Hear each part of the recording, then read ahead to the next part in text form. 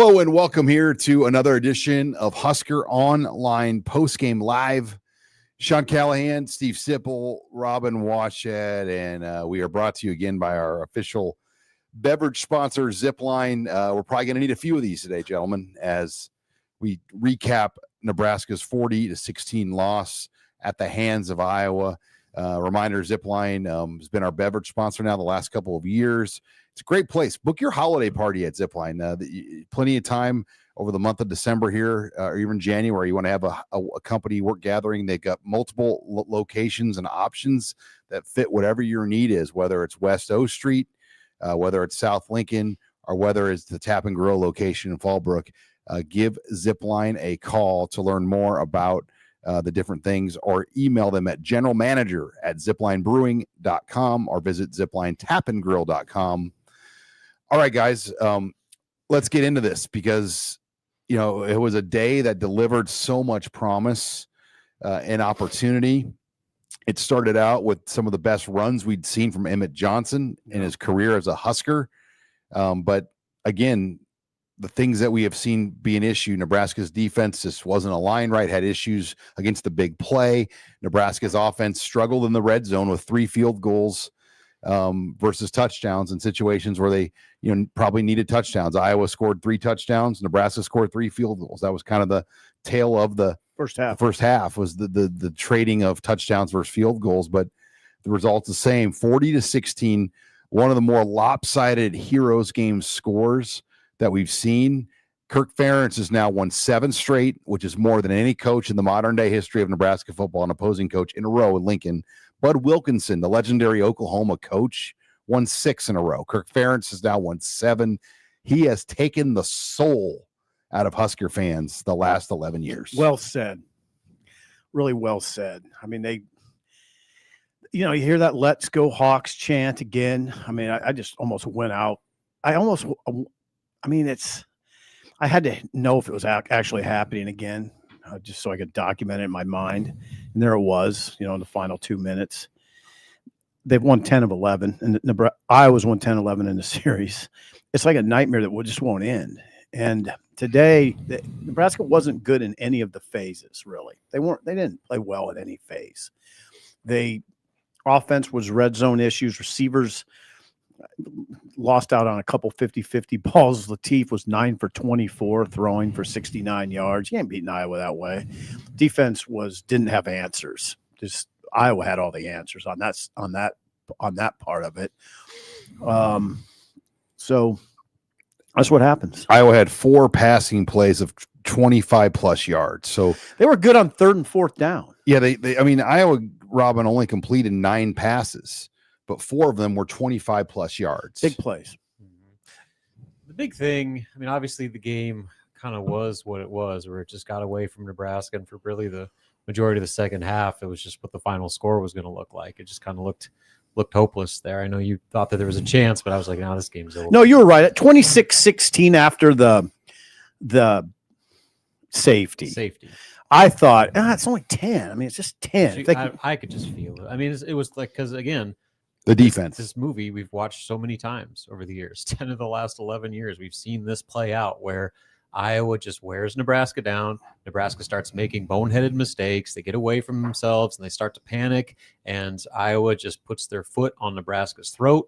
This was about as blatant of that as we've seen. And the thing that kind of stuck out to me was going into the game, there was a weird vibe. Like walking to the stadium, it was. The weather obviously had something to do with it. No, it was. It kind of felt like fans were there because they had to be, but everyone kind of was worried about what was coming. It played out exactly like it was, and that stadium started to clear out midway through the 3rd quarter, to where Iowa fans were basically taking it over as another home game. And then just kind of the resignation of it all. Like, well, we lost to Iowa again. We don't have any excuses. We just got to get better. It's like, after that performance of what this opportunity was, like Sean said, this was a massive game for momentum and being able to sell tangible progress. You've lost all momentum. You got to go a long way in this bowl game. I don't even know if you can do it in this bowl game to sell tangible progress after what happened at Penn State, after what happened on your home field against your rival. This is we had a lot of low points, But as far as the rule era, this is probably as low as we've been. 23 unanswered points to close the game out by Iowa. They go on a 23-0 run. Right. And it's, you know, for as well as Emmet Johnson played early, some of that was erased by a couple special teams things. You know, Nebraska allowed a good kick return. They allowed a good punt return. They had a penalty in there. So Iowa was aided with some short fields. Oh, yeah. That kind of poured some water on the fire that Johnson came out with, because Iowa didn't have to work that hard early to score. No, Rob pointed out early, right away, Nebraska fell behind in the field position part of the game. Barney hurt him. I mean, Ja'Cory Barney hurt him pretty bad. Returning balls that, you know, didn't get to the 20-yard line, didn't get close to the 20-yard line in one case. So right away, they're behind the 8-ball that way. You know, Nebraska guys, they were trading blows with Iowa for, you know, the first half. It was Nebraska led, actually, it was 10-7, right? Then 13-10. No, it was 13-10. And then Iowa went ahead for good 17-13 and scored all those unanswered points that Sean mentioned. The thing I wanted to mention is this: Iowa does not blink. They're so much more confident as a program than Nebraska. They can just go along, and you have this sense of Iowa that they know they're fine. They're going to be fine no matter what. And they're like, if Iowa or if Nebraska makes a big play, they're kind of like, okay, good job, but we're fine. We're just going to keep going, and we'll win this game in the end. And you know it too. You know what? You know it. We certainly do know it. They know who they are, and they embrace it. And they don't try to be a program they're not. Right. You know, they have the money to do stuff like other Big Ten schools, but they recruit the style players they want. They don't go out and get high 4 or 5-star guys. It's a development program, and it's worked for them. They're tough for 27 years. They're really tough-minded. It's a tough-minded team. They just live and die on every play. Where, you know, when things are going good, everything's rocking. But as soon as something bad happens, it's like, oh no, now what? You know, where Iowa, like you said, they're just steady. Don't blink. Like, all right, now next play. I know that's like a coach speak next play mentality, but no one, I think, embodies that more than Iowa, because they just wait. They do their thing. They don't do anything fancy, and they wait for the other team to screw up, and they pounce on every one of those opportunities. But especially against Nebraska. Yes, more than any other team they play. Right. It's not like I know some of these fans are going to get. We're not going to do this all show where we just praise Iowa. We're not going to do that. In the context of this series, right? They seem to be at their best almost against Nebraska a lot of the time. It's a mentality. Yeah, they want this win badly. Make no mistake about it. I, of course, screwed Nebraska bad with a terrible comment. Yeah, he did, Sean. It changed Ferentz forever. It did. And this game has redefined their program, and it's redefined Nebraska's program. Yeah, you said it really well. I was kind of taking our soul a little bit. And that the I-course comment that we're talking about, of course, is in 2014 when he fired Pelini. Is you have to consider where Iowa is and where we are, because Nebraska just beaten Iowa. Like this 11-year in overtime. It was the last time when Nebraska won in overtime. That was 2014. I mean, think about kids growing up. If you go from kindergarten until like 11 years in school, all these kids in Nebraska have not really experienced Nebraska beating Iowa. Yeah, it's crazy. And it's sickening because people care too much about it here for it to be happening like this. Yeah, it shouldn't be happening. It should. No, when you invest and care and have the tradition and everything, you're Indiana basketball, Kansas basketball, and this is what Nebraska football is. You should not have this happen. No, and it's a lesson for ADs, by the way. Don't make comments like that, because it's haunting Nebraska to this day. Why didn't I say I fired Bo because I didn't like him? Right. Like that's all. That's what he just should have said. I didn't like him. Right. Like yeah. Don't bring Iowa into it, like, because he lit a fire. He lit a fire. Absolutely. And it's still wasn't a real rivalry until he said. No, it's yeah. I mean, I don't put all the blame on him for these losses, obviously, but that lit a fire. He changed his whole program approach and like his aggression as a coach. That's when Kirk Ferentz. Yeah, after that moment, you're right, and they have never been the same. Nebraska's never been the same. I know. A lot of people still have made money here, though. Yeah. Sure have. Oh, Sean. Sean. All right. Well, we've got about 61 super chats. So not as bad as I thought it'd be. But before we get into the super chats again, hopefully you're going to enjoy Zipline with us as I'm we just are. going with the cranium today so far. I might get one. I got to get some energy going. But official post-game sponsor, we're grateful for Zipline. They've been with us all year. They were all last year as well. The official post-game sponsor of the Husker Online show. We're also brought to you by Brunt. Get on the website of Brunt. They've got a lot of great things on there right now. Great workwear, boots. Today would have been a great day to have Brunt boots on and Brunt workwear because For sure. it was that kind of day to be dressed and prepared right. And Brunt has all of the great items, not just boots, but workwear, hats, gloves, all the things that you want to wear on the job site, socks. Brunt workwear has you set up in that area. Go to the website, bruntworkwear.com/Husker, and you're going to get $10 off your order of Brunt. They've also obviously got some other online features and specials going on, but go to the website again, bruntworkwear.com/Husker, and you'll get $10 off added to your order. Thank you again to Brunt for sponsoring us here on the Husker Online postgame live. But shall we delve into the bag? Yeah. Do it. Did you got anything else? We'll get to it. Well, Okay. I mean, I'm sure. Yeah, I mean, I guess should we just the quarterback discussion is going to probably be brought up. Yeah, what to do with it? And Do we have a conundrum? I don't know. Well, it's a lot different conundrum than it was a couple weeks ago. I'll tell you that much. Where like this whole thing was like, what if TJ plays well? Well, hasn't been that great. I know he had a hamstring injury today. He did. apparently on the Tight second hamstring. series. Yeah. So that took away all his mobility, which is probably one of his greatest strengths. So you have to consider that when you talk about his performance and how he played poorly. It's because he was running on one leg. But the conversation is a lot different than it was after UCLA, where all of a sudden it was like, who needs Dylan? We got TJ. I know it's a little TJ different. struggled now. Right. 2 nationally televised opportunities, and the offense as a whole has, but he's the quarterback. So the spotlight is going to be on him. So now, they got some questions to figure out here. What do you do with Dylan, especially after the quote unquote reports that are out there about him potentially pursuing elsewhere? But, with TJ, after this, does it change just kind of your approach to handling what you do with Dylan? If I'm Matt Rule, I'd like to know, like, if there's no truth to this, or like, where did this come from? Like, because this report, CBS, a very credible outlet, put this out there. What was it exactly they said? They're preparing essentially for life without Dylan Raiola. Yeah. According to anonymous I mean, I don't think Dominic would mind me saying on Monday he was like, Dylan's a Husker. I don't. You guys are a little more trustworthy of media than I am. I'm kind of dismissive of a lot of those reports. I don't like if I hear his dad say he's a Husker, I'm not that worried about it. But did the source come from inside the program to them? I don't know. Because we haven't gotten that. Nobody we know has gotten that report. No, I mean, what I told you, Sean, and still stands. And the Raiola camp's stance since the injury was got to see how November plays out.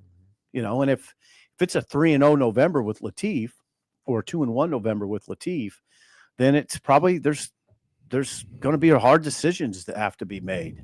That was the stance that I've always been going by. Now, 1-2, 9 of 24 today, 67 yards. Penn State, he was fine. Wasn't terrible. Wasn't great. What is it now? I don't know. There isn't clarity the way that I think a lot of people thought, which is, okay, Latif's just going to go win the job and Dylan's gone. I think a lot of people thought that. Now you're in a little bit of a no man's land. I use the analogy to Sip. It's like there's a 15-foot thing you got to jump, and you've got to decide, do I try to jump it or not? I mean, I might make the jump. I might not. I mean, that's this quarterback decision right now. You don't know if Dylan moving on is what is best or not. I mean, you don't really, there is no answer because I do think today, if Dylan was healthy, a lot of these throws, there might've been more there. Maybe. I mean, with his arm strength. Yeah, maybe. I mean, but you don't know that. No, I mean, the principals just have to get together and hammer this out. When that happens, I don't know. I wouldn't wait on it. I Dylan was there, as you can see, on the sidelines. Yeah. So I think we do this thing where we put a lot into these reports that you've noticed I haven't put a lot into it because I don't trust it. I don't know how you would, Well, the guys that reported it, I mean, you would think that Rule reached out to them or heard from them. You don't just fire that report out without hearing from Rule. Oh, God, really? You're giving them more credit. Well, like one of the guys, Tom Loy, I watched a video. I mean, he was here at the Boneyard Bash as a guest of Rule. So you would think Rule's reached out to him and say, hey, where did you get this from? Like, maybe we don't need this out there. Or maybe not. We don't know like where this came from to that level because nobody locally could get that to report it. Because they would have. Yeah. So that's where we're at with that. Just kind of a headache. Right? Is it? I mean, is that going? Add it to the list. Yeah. They got some stuff to figure out over this next month. Yeah, they do. Is there a chance you could keep them both? Well, sure. Did TJ get a little less expensive after these last 2 games? Yes. So does TJ go back to this? Yeah, he did. I mean, like a solid number 2. Yeah. I mean, I don't know. People don't want to hear that sort of talk, but he did. All right. Well, let's dive into the super chats. Some of them are in-game comments. This one was at 2:26. So when the game was over, Mark Thor, complete and utter embarrassment, outcoached. X-Man 2117. Good thing Megan can't find his picture because I don't want his avatar showing on the screen. You see it, Robin? I do. I don't. I probably shouldn't. Completely inappropriate X-Man. What's that? I wouldn't even get into what that is, but Mike Riley was 19-19 with a 9-4 season. He got fired. Matt Rule is 19-18. He got an extension. I don't know how to answer that. I just think politics, like when you're aligned properly, you get the benefit of the doubt. When you're not aligned, a la Bill Moose came in, they fired Eichhorst, you don't get the benefit of the doubt. Yeah. I mean, that's how this works. Bill Callahan was fired once Peterson came in. I mean, but now hold on, Sean. Don't you think Dannon, he assesses this program every day? I'd imagine. He was in the post-game press conference. Right. So he has I get where you're coming from, and I agree, frankly, but not completely. He can't just blindly throw blind trust to Rule. I mean, he has to see things in the program that he believes are evidence of that it's going in the right direction. It's hard though now for fans to embrace that after these last 2 losses, not just the Iowa loss. I mean, they got dismantled back-to-back games against tough heavyweight programs, which I would say Nebraska doesn't look like a tough heavyweight program to me, right? The tough heavyweights they've played this year, Michigan, right? Beat them. I mean, 30-27, but it was, I know Rule would say, what are you talking about? They didn't hammer us. Yeah, pretty much most of the afternoon they did, right? Heavyweight, Penn State hammered them. Heavyweight, Iowa. I was a heavyweight, hammered them. Minnesota is a physical program. Not as much of a heavyweight as the others, but hammered them. What my concern is, and I would say this to Matt, when you play physical, tough-minded teams, it's not going good. It's not going well. Mm-hmm. Well, those teams are physical. They bring the hammer type teams. And until you prove like all these, they're going to make a bunch of roster additions, and it's going to look good on paper, probably in some like we did last year. It's going to be meant now with a more element of snarkiness. I know. Skepticism. I know. Already was a little bit, with right? just the development. Like, you can go spend hundreds of thousands of dollars or millions to get players. But you've got to line them up right and develop them right for it to work. I mean, it's not what Kirk Cignetti has done in Indiana, and it's not easy. No, I continue to say he's an outlier. People always point to Cignetti and say, look, he did it. Yeah, he did. That's hard to do. It's hard, man. These are hard conversations to have. Because if you're Rule, I think you start in the trenches.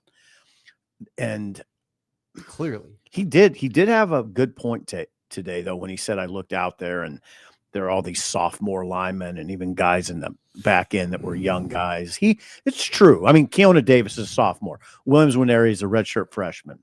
Petchak's a freshman. Van Poppel's a sophomore. All these guys have their best football. Can you keep them all here, though? like the good ones, like You got to. I know, but that's the challenge. I know, 'cause- They it's almost hard to lost do. Davis last year. Yeah. You can't lose those guys. No, And you got to bring in some and hope those freshmen. You know what scares me though, guys? You know what really scares me is when like John Butler's talking about those freshmen coming in and God dang, so you're leaning on freshman linemen? Yeah. Oh, redshirt. luck. I mean, the guys that are redshirting. Yeah. Tyson Terry, Yeah. Malcolm Simpson. You can't lean on guys like That that. can't be your plan A. Come on, 2 freshmen come off injuries. But I would take Tyson Terry over Gabe Moore. Like I think, sure, I but think there's upgrades like some of these guys will bring. yeah, that's great. But you beating those big teams with those guys? I mean, I don't And get- question the difference. Guess who comes to Lincoln next year? Ohio State and Indiana. And That's the other thing about this season is like the Good point. opportunity was just laid Oh. out there. Easiest schedule Nebraska's had in a decade, 100. and you are at status quo from a year ago. Yeah. That's you talk about frustration. Just what this season should have been given the schedule that they had. 'Cause You're Mhm. not going to get a schedule like this for a long time. Nope. all right, Bowman 78 failed season. Sorry, you guys all have to cover this. Nebraska sucks. They should save the Nebraska fans money and drop out of the bowl game. It will just be another ass kicking. I'll watch later. Headed to soak in some hot spring. It's not bad to cover. I'm not. It's still better than working for a living. No, it's work. But I don't know. Yeah, to go through 10 of 11 years with a Black Friday loss sucks. It does. Yeah, there's no way to. I spin mean, it that. sucks. Yeah. Like, because that's your last game of the year. There's no conference title game. No. And in a lot of these 11 years, there hasn't been a bowl game. Yeah, today was gloomy. And Did it feel like less angry and just more like sad Okay. and hopeless? Okay, now guys, That's the concern Guys, for me. Right? that's a major concern. Oh, I'm concerned. That's People maybe weren't my mad. number They one. were like, well, what do we do? Where do we go? It's maybe my number one concern. The level of acceptance that I see is Or resignation. yeah, there's a lot of resignation. Kind of a shoulder shrug. Not from the head coach, though. I don't see that from the head coach. I see it a little too much. He's only 3 years into it. And who was he talking about when he kept saying, he said it twice, that I can't surround myself with toxic people. What's that? What does that mean? Is he talking about media or what is that? I don't know what that was. I know that he was asking fans not to lash out on the players. On the players on social media. Yeah, but Lash out at him. He said this is turn your frustration on me, not my players. Which I appreciate him saying that. It's admirable. It would be more admirable to beat Iowa. Right? or at least come within 24. the thing points. about like when you watch the players though on the field, it just doesn't feel like there's like a leadership feel out there. Like, Hard edge. They lack a like- hard edge. like like last year you had Ty and Nash, and I mean when they made a play you could feel it, like they'd get people going. Like when I watched Nebraska's defense, I don't really know who's out there sometimes. No, you don't. Now these are important discussions, which I'm glad we're having. The guys that I know that know this stuff the best say that Nebraska lacks a hard edge. They do. I mean, come on. What I just go through. They lose to these hammer teams because they don't have the hard edge that Michigan has. Mhm. They don't have the Penn hard State. edge. They don't have Penn State's hard edge. They don't have Minnesota's hard edge. Okay? They don't. They don't have Iowa's hard edge. They don't. Now that's a tough thing. Here's why. Because we say it's got to be a player-led program. Nobody's over there won anything. Yeah. Nobody's won championships. When you have guys you bring in like Rocco that Yeah. played in, but it can't just be one guy. Right. Put all Rocco. I mean, no, I mean it's hard. Who's won championships? Yeah, You even know? Iowa, their quarterback won a national championships at South Dakota State. Right. I mean, like they have when they bring in transfers, they have DNA like that fits their culture. Yeah. And It's not a perfect. I mean, I know it doesn't fit perfectly, but and Iowa's not a great example because they don't win championships. They just beat the hell out of Nebraska. I mean, they're always one of the best 8-4 teams Yeah, in college football. and they go to good bowl games, and they play well in the bowl games, and they are tough. That's a tough team. They're much tougher than Nebraska. they know who they are. They develop pros. I They mean, do. Like the player development. They take a bunch of no stars and turn them into NFL draft picks. They win 8 games every year. They go to good bowl games. It's not this like a championship standard that Nebraska at one time was used to, but man, I know a lot of fans would take their sustainability and their consistency any day of the week. They were impressive today. I mean, tip your hat to them. They were impressive. They made plays and they don't hurt themselves. All right, assistant manager of Melty 7909. Can we stop being Nebraska nice for Iowa games in Lincoln? Let's get an edge to the fans and make it uncomfortable for Iowa. So sick of letting them come in and beat us. Oh boy. Jake's Joints 1. Where are all you fans that were crying about Sipple's article now? Rule has not made significant progress in year 3. Sip was right. And you wrote a column this week. The Was one it that harsh. I think the tweet was very, I think your tweet really got people talking, but did they actually read the article? Yeah, so I wonder. I mean, all I said, to be clear, was there may be progress in the program, but it's going to be hard to sell if you lose to Iowa. Okay. I didn't say there's not progress. I just said it's going to be very hard to sell if you don't beat Iowa. Like, you don't Do you hire. understand what I'm saying? No, There's a distinction there. I mean, it's going to be hard for him to sell, especially for when you Rule. lose by 24 points at home. Right, exactly. I mean, that was my point. I was surprised at the pushback from some people. Again, Former I players. think you wrote a great tweet too that kind of like delivered dialogue, but did they actually read the story? I would question whether some people did. I don't, because I just laid it out. Now, okay, so I know like one ex-player didn't read it because he said, you don't see progress from the Frost era. That's not what I was talking about. I was talking about year-over-year progress. Last You know, year to this year. Right. Like right. hanging your hat on the Northwestern and Cincinnati wins is like your marquee wins. I don't think was the goal. No, and also I would say to the former players who are pointing out they've made progress since Frost. Oh, that's great.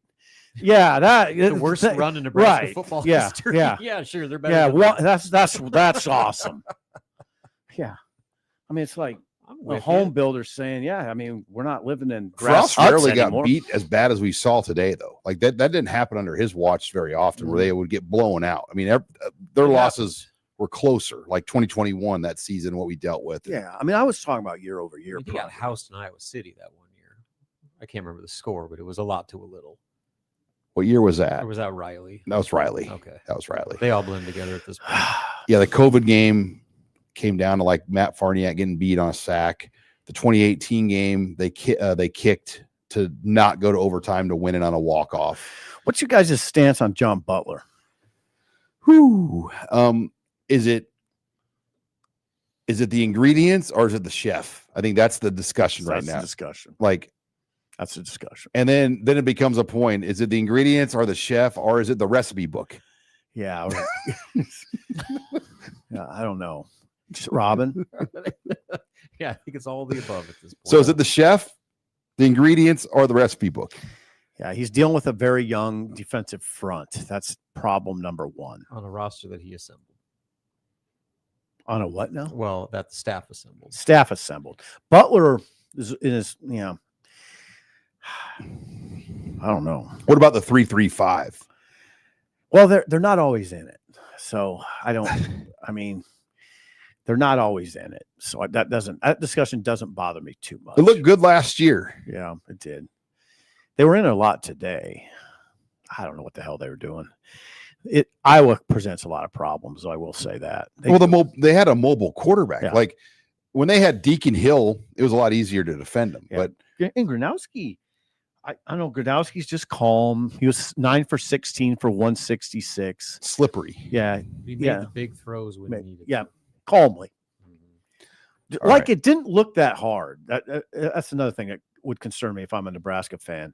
He made it look pretty easy today. 7 to 12 on third down. Yeah, and 1 of Blake- 1 on 4. Blake Maley 9636. Don't see a ton of progress. The amount of investment this program has versus Iowa and Minnesota, that the talent gap or coaching gap seems insane. All right. We kind of hit on that earlier about just the investment of the program. Async 79, way beyond acceptable. Easy, way beyond unacceptable. Easiest Power 4 schedule. They go 7-5. Husker fans media don't allow any excuses from them. Heads need to roll. Get effing better. And that's what we don't know. Like, would Rule make any changes before a bowl game, or would he just kind of wait? I just wonder about the defensive side a little bit. I mean, these last 2 games were pretty alarming. I mean, you saw the Penn State game. It was hey, Robin, second quarter, we knew what was happening in that game. Second quarter. I mean, these are tough conversations. 2 straight games where the outcome was decided. Yeah, you knew. Third quarter. Yeah, you didn't at halftime. Most people I talked to at halftime didn't like the way this was going. And then it's kind of a disaster in the third quarter. And the safety happened. It was like, oh, here we go. Yep. Like clockwork. Oh, God, yeah. Red Peak 7605. How many wins?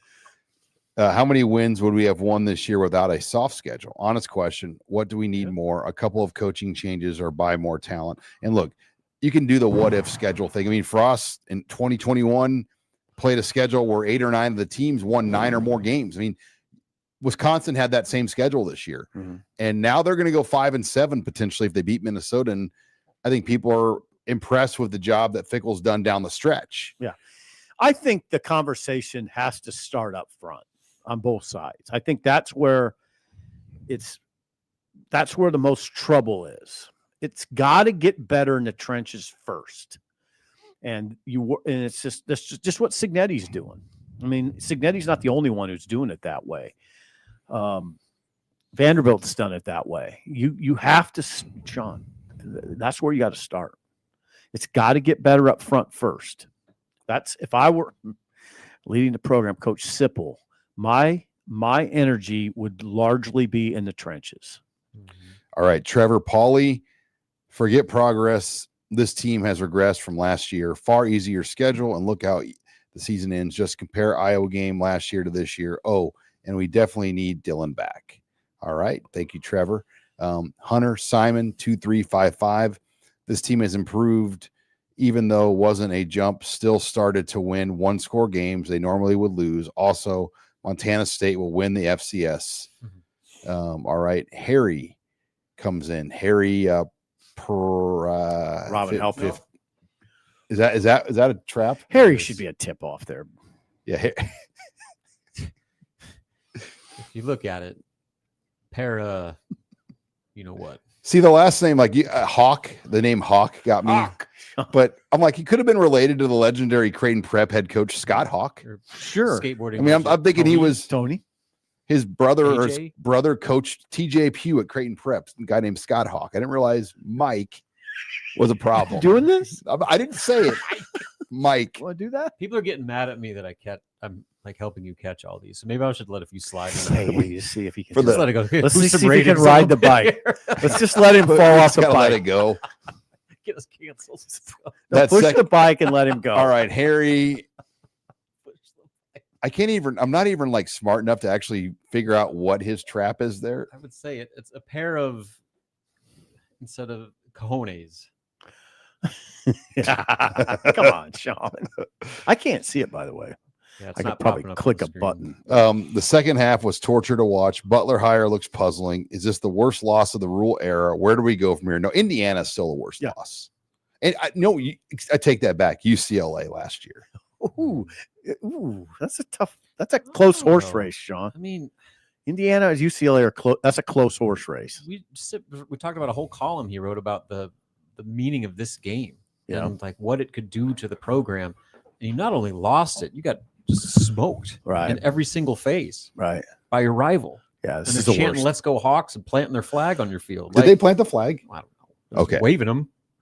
Hey, what I was talking about, flag plant. Rob, what I was talking about was a close horse race between UCLA and Indiana. I think this is the worst. Yeah, I mean the Iowa. This is the worst. I think, and the fact that it was here, and the fact that what this game could have been to Nebraska, and they just it's year three in that opportunity. That's about as disappointing as it gets. It's funny what you hear from people. Some people will say it's year three and there's got to be progress. Some people say year three too early. Sip, come on, get transfer off portal era though. It's get different. off of them. Transfer portal era. It has to almost be year one now. Every year's year one. Why does it have to take so long? And it's not. This is problematic because the last 2 losses, they weren't close. No, And they don't look close to being there. like physically overmatched. Ah. All right. Sean's not happy. David Valverde. Outside of EJ, this was a season of missed opportunities. The coaches need to take a serious look at what needs to be done to better compete, because this wasn't a hard Big Ten schedule compared to others. Mark, I could tell that we were out-coached all season coming off our bye weeks. This week and others, with the most preparation and pressure, we just seem to be utterly clueless. Explain that to me. I can't. Except that I was really well coached. And they have a lot of confidence when they line up against Nebraska because they know they have the psychological edge, right? Yeah. Am I off? Oh, absolutely. They come in expecting to win. Right. They have this. Nebraska hopes to win. They know they have this edge psychologically that's going to be really hard to turn back. Kirk Ferentz is going to he'll retire, but still coach this game. He'll come back when he's 90 and still coach this game. Yeah, I don't know. You could say maybe we're making too much of it. The last 2 games were 13-10 losses. They were close, but even those were Built differently. They were built differently, but last year's, for instance, in Iowa was almost as frustrating as this one to me, even though it was 13-10, just the way it went. And just the way Nebraska looked like the better team. Yeah, they did. But Iowa fans had that knowledge. Oh, look at Nebraska doing what they do. Look at Nebraska fumbling that kickoff or punt, whatever it was. Look at Nebraska can't tackle Caleb Johnson. They just kind of snicker, look at him. Look at Ja'Cory Barney fumbling that ball into the end zone. Game over. This is what. Well, then running kicks out of the end zone and getting tackled to the 14. What was he doing? That's so a bad games day. like this, bad day for Ja'Cory. Games like this, you're running into the wind and you're taking it out of the end zone. The best kickoff return guy in America wasn't doing that. No, he hurt him. Like Rob said, he put him behind the 8 ball in the field position battle right away. So you're punting right away. You're punting into the wind. Yeah. And you're running kicks out of the end zone. And you're getting stopped at the 14 into the wind. No, and you can't. So, I don't want to hear a lot of defense of, well, he's being aggressive. Now, yeah, you can be aggressive and still be an idiot. But you got to remember, if you go 3 and out, your punter is going to have 20 less yards of effectiveness because of the wind. And they're going out of their way not to kick the ball to the return man. So, you're not even punting like you normally would. They ran that weird, swinging gate punt formation, just kick the ball to the sideline. Yeah. And so you're automatically reducing your punt length because you don't have any time, because Iowa was charging in there and he had to get the ball out there within 2 seconds of catching it. Yeah, Barney so the whole operation was thrown off because of that. And so when you start behind the sticks, that puts you at such a disadvantage in a game that your own head coach called a field position game. Yeah. That whoever wins field position is going to win the game. Well, look who dominated field position. Barney hurt him bad. All right, let's move through the super chats. Mark, EJ was on. We shouldn't have run a pass all game. Forcing passing with an inaccurate QB wasn't the play. Can't believe Harburg or Gramstead did not get a chance. The defense stinks. Sad end to another sad year. Andrew, joke of a performance rule is a used car salesman. Easy. Husker Denton, 2026. We play 6 conference teams that have a better and 2025 conference record than what we have this year. When Vegas sets the win total at 6.5, do you take the over or the under? I'm not assessing that right now. We don't know what the roster looks like. Right. Who's the quarterback? We're not dodging that. It's just rosters change so much now. And look, their over under was 7.5, and they're at 7. Oh, yeah. So they went under. Yeah. And they should. We all I think agree they shouldn't be under. No, they should be at least 8. Yeah. And 9 was there if they could have figured out a couple things. Yep. It was there. John's, this is unacceptable. Butler needs to go. Serious combos about the offense need to happen. If I were EJ, I would leave. No defense. Terrible play calls. Taking EJ out for a running quarterback. Bye. Look, I think we all agree. Emmet Johnson probably will not be back next year regardless. I think the better question now is, will he play in a bowl? My guess, if I just had a guess, I'm going to say no. His answer was pretty tough. I don't know. What was his answer? He said, I got to think about it and pray on it.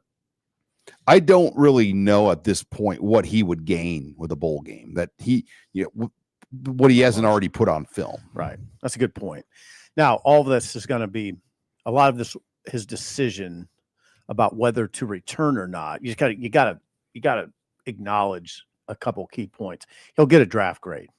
Okay. That'll be a lot of it. He's got to run now. I mean, sometimes what you run makes a big difference. I don't know that. I think it only make a big difference with him if he runs really slow. I think he'd have to really mess that up. But he'll get a draft grade. That'll be the most telling thing. We won't probably know what it is. 1,821 all-purpose yards. Oh, he's fabulous. He was, glaring bright spot today. He was beautiful today. He was running through people. He had that 13-yard run early, which is one of the best 13-yard runs I've ever seen. He's a dandy. He's just gotten really, really good now. I mean, he went long. He hit a home run. He got tackled at the 6-inch line, but he hit a home run. He hits hard singles. He does everything. I mean, he's beautiful to watch. He's got a 375-ish yard lead over Katron Allen going into Penn State's last game. I like him better than Allen. I never thought I'd say so. That. I'm voting on the Big Ten, all Big Ten. I'm leaning. Obviously, Johnson's going to make my first. He's team. Got to. I'm going to put Katron Allen probably on there over Antoine Raymond. Now, Justice Haynes has only played in 7 games. Yeah. If he was healthy, it might be. Like, I still think you could make a case for Haynes on second team, yeah. But only 7 of 12 games. It's hard to do. But he had 857 yards in 7 games. Yeah. But again, Emmet, gosh, we've talked. If he could get 100 plus against Penn State and Iowa in each game, and then he gets 217 against Iowa. That's the 14th ranked rushing defense in America. 14th ranked rushing defense in America. That's a top 10 rated defense. And he slashed them. I was amazed by it. Yeah, only the fourth player since 2015 to eclipse 200 rushing yards against Iowa. Yeah, you need more than him. Well, and then here's another stat on him in 9 conference games, like the grown men games. Yeah. He has 1,125 rushing yards. He's averaging 125 yards per game in conference play. There's nothing you can say that diminished what he did this year. There's nothing. He did it. Sean, that's a great point. So to your point, if he does decide to move on to the NFL, which I'm leaning towards, yes, he will. I don't see him playing. I don't see any way. He's not going to do anything better than he did today. I mean, this was like the pinnacle, like individual showcase performance that, like, when they're like, he gets picked and Kuiper's breaking down like the film of him, like they're going to show a bunch of highlights from the Iowa game. It'll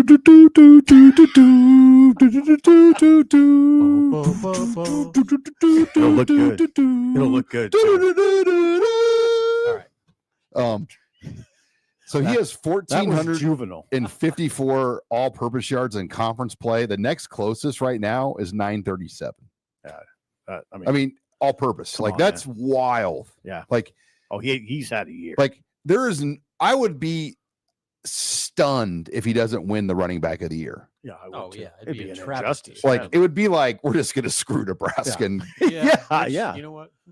Yeah. Let's watch that. But he's something else. All right. And you know what? We never saw it coming. No. I mean, think about last year. He's kind of the 4th back last year because Ramir Johnson, Dante Dowdell, Gabe Ervin. Yeah. People forget Gabe Ervin was over Emmet Johnson. Emmet was kind of shelved on the back shelf. He developed. He's a testament to player development. All right. John Webb. Great show. We stopped the run well, and our O-line is blowing massive holes open. A la Holgerson cannot figure out how to pass with our personnel. Passing game is unimaginative. It's curious. It's unimaginative. A lot of fade routes into coverage where they want you to throw a fade route. They had a couple nice concepts underneath, like that little quick thing to Emmet Johnson on a 3rd down. I thought that was a real nice play design. But then, when they're stretching the field, it's all just chuck it down the sideline and hope a guy can make a 50-50 ball. And the receivers didn't make any of them.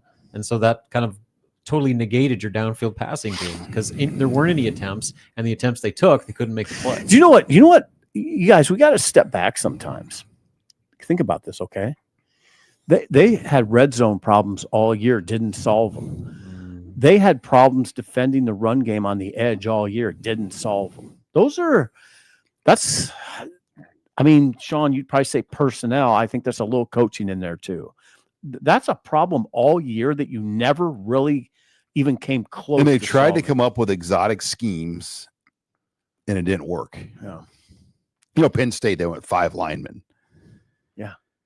But yeah, then they compromised their pass coverage. Then there's guy. What happened? Guys running wide open. Yeah, the secondary played 2 of its worst games late in the year against 2 teams that really weren't throwing teams. No, they're not. You shut down Jaden Maeva and Mekhi Lemon, but you can't shut down Ethan Grunkmeyer. Right. And that band of Penn State receivers, it was so disappointing this year. And to me, that comes back to just What? having to overcompensate.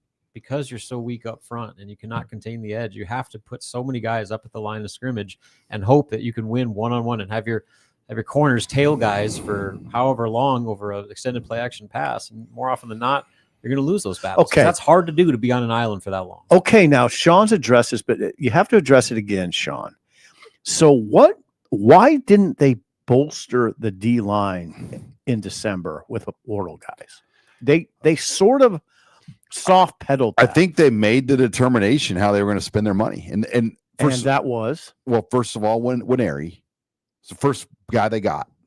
Then they needed a left tackle. They really felt like that. And Pritchett was their guy. Well, then they really went all in late to get Spindler.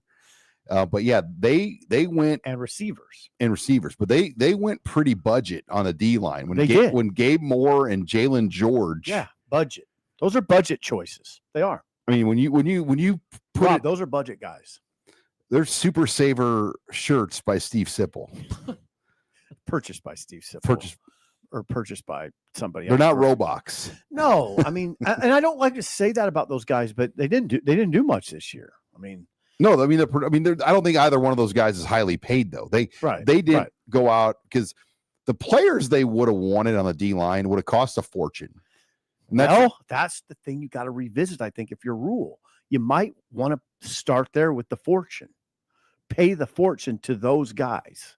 I'm staying on that jag. It's got to start in the trenches. We're seeing why. Do you need to go get a high dollar wide receiver?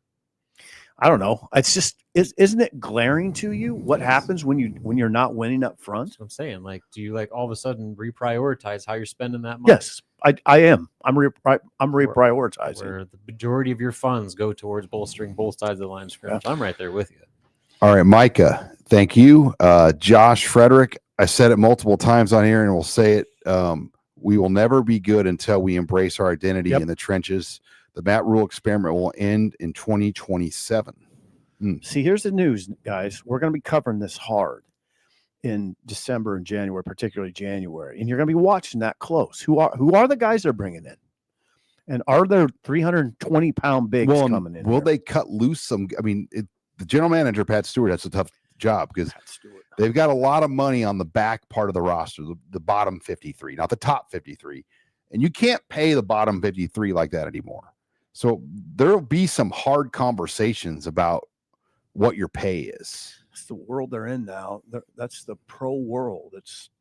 These kids are going to learn hard lessons, some of them. This is Stewart's first full off season. So. Oh, that's the other guy, Pat Stewart. Hello. Wow. What a huge off season for him. Remember, he came late. He came in the spring after all the hard decisions were made. Then he came. It was a late hire, I thought, but now he's in it. Rule mentioned him today. A lot of hard decisions. Pat Stewart. I mean, do any of you actually believe though Rule's not going to be heavily involved in those hard decisions? Rule's going to have a huge. Yeah. It's funny though. Head coaches can distance themselves a little bit. Well, Pat's got to make hard decisions. Oh, wait a second. You're in charge of the program now. Yeah, that's what I'm saying. Yeah. All right. Nebraska pod. We need Coach Herb from Miracle as our coordinator. Miracle on Ice. I got you. Nels in Montana. Nels is a friend. Is there any way we can get John Butler an extension? We're going to need his stone cold lockdown D for our rough schedule next year. Jeez, Nels. Hey, Sean, he's being sarcastic. I know. I'm just thinking about John Butler because I know how. I don't think he'd be. You'd appreciate that. He would not appreciate. You would that. not appreciate that, Nels. I don't think Nels cares, to be honest. Throbbing for Robin. Hello. I love. Dylan, I don't like that. But the money we're I paying don't him. like that, Robin. I love Dylan, but the money we're paying him is needed elsewhere. TJ is good enough to win us football games. Trenches are not. Tough decisions are ahead. I think we all agree on that. Supreme Cash, no problem whatsoever this season, even if we win the bowl. EJ was the only one on the team who gave a damn today. Rule needs to make changes or it's going to be the same story next year. He said no progress. Whatsoever. Yeah. Matt Rule, guys, this is he's in a tough spot right now. He is. He's got all these decisions we're talking about. They're on him, and Pat Stewart. He's got a lot to think about. Yeah. That's the job signed up for. And the league is a bear. Well, the league is a bear. Mm-hmm. they have to. It doesn't, it's relentless. It doesn't give you any grace at all. I was just happy to come in here and club you. Jesus. Nels, honestly, this really isn't that much fun at all anymore. Mr. Low-hanging fruit coach got me feeling like my low-hanging bag being kicked by a horse. Okay, you're fine on Nels. that one. Yeah, that's peachy in this day and age, right? Well, we hope you're enjoying a zip line with us. Again, thank you for watching HuskerOnline Postgame Live as we work our way through. We're also brought to you by Gametime. Great place to buy your tickets for all sporting events, not just football. They've got basketball. You can go on there and check out Nebraska basketball tickets for next week's game against Creighton, for example, or the upcoming game, Husker volleyball, and NCAA tournament, concerts, you name it. Gametime has you set up to get the best options, the best deals. And the beauty of Gametime is they show you where your seat's going to be. They start on there and let you know what the value is. And you can even scroll it over to make sure the fees show up in the price that you're seeing. Because that's nothing worse than when you buy tickets and you don't know what the fees are until the very, very end of the checkout process. Well, Gametime gives you all of those great things on their website. As you can see, the Nebraska versus Creighton game, pretty pricey ticket, Robin. Look at that. Looking at over $200 to sit in the lower bowl right now. Good. I mean, that's sold out a long time ago too. So, hot ticket. Basketball's rolling. But go on, use the promo code ON3, and you're going to get $20 off your first purchase at Gametime. Again, download the app, use the promo code ON3, and you'll receive $20 off your purchase. Thanks to Gametime. Sponsoring us here on the HuskerOnline post-game live show. And again, thanks to Zipline, the official beverage sponsor. Michael, Lisa, I can't even read. Michael Isaiah. You're Isaiah. fine on that. I see my wife's name in there, Lisa. Michael Isaiah. I'm 24, and my first Husker memory was a loss with 1 second left against Texas. We have sucked my entire life. God dang We it. were alive for a big conference championship appearance, so didn't suck then. Sean Sipshut. Any chance of Tampa? Are we cooked? Awful game. I think Vegas or Nashville now, but it's probably 80% Vegas Because that's the order. Yeah. I mean, Ohio State, if they beat Michigan, Michigan's going to Orlando. Iowa is going to go to Tampa. Iowa's not been to Tampa since 2019. So they've had some distance between their it feels like they've been there recently, but they haven't. Every single season. Vegas, Nebraska would play a pack. Or what? Utah, Arizona State, former Pac-12 Big team, 12 team. Yeah. but a former Pac-12 team that there's also a chance, so it could be USC or Washington. Yeah. So we'll see where that goes. But I think Utah could be the team. Chad Singleton, I'm sure Utah would take the game real serious too. You would think, right? I mean, yes, they would. I hope Nebraska would. Chad Singleton, 2202. No, don't do it. Well, we're letting Sean go. Yeah, I'm sorry. Me and my dad, Bender, this past week have been talking about where we can donate for NIL. Let us know where to send the money for NIL so we can build a competent team. Okay. Put it right in the super chats. Well, I mean, they can help. They can help. Own a business and sign players to sponsor your business. because that's really all you can do now. You can't just give money. Like you have to have like a direct NIL thing with the money. I think there are some teams that are going to go that third lane, Sean, and Just chance it. What if they're ruled ineligible? Well, they're a chance. I said they're You can just chancing it. File a lawsuit and Right. Get an kick it injunction. down the road, and then it just Yeah. goes away. Get an injunction. Then leave the NCAA. Yeah. Kent, UTP. Well, I had a feeling this was not our day when we won the toss and took the ball. You defer to get the ball in the second half to set the tone of the defense. Still love the environment from LA. Headed to Zipline for a drink. Thank you. Thank you. And Kent, that decision had to do with the wind. So by taking the ball, then the second half, Iowa has to decide, do they want the ball or the wind? Iowa then obviously takes the ball. Matt Rule's whole thought was, I want the win for the fourth quarter. And he went that route. In fact, he learned that route from Kirk Ferentz. Right. So they got the ball and the win. So pretty good coin toss. But if it was normal wins, no wins, maybe you do the other way. Yep. I'm gonna go back to what Robin said too about the pregame. I was startled by the number of people I talked to that didn't have a good feeling. I was just like, God, it was kind of a bummer. It was cold too. It was cold and there wasn't a lot. Yeah, it's concerning. All that stuff is concerning to me. Old man 1530. Who do we piss off Yeah. to deserve this curse? Yet another good thing the baby boomer generation ruined. Oh, well, time for a good cry and a nice tug. Wow. Oh, boy. Sean. Take it easy, old man. We're going to be on for at least another half hour. God damn. Chase Woodward. Okay. Thankful for you guys. Your show is fun. I'd like to see Robin's basketball coverage expand, and he's the best in the biz. He is. I have no idea what's wrong with our football program. Not sure anyone else. And on that note, like we will begin to work in basketball into our regular shows after football is over. The challenge with post-game basketball shows is there's no consistency with when and where the games are. I mean, it's tip-off times 8:00, post-game press conferences go past 11:00.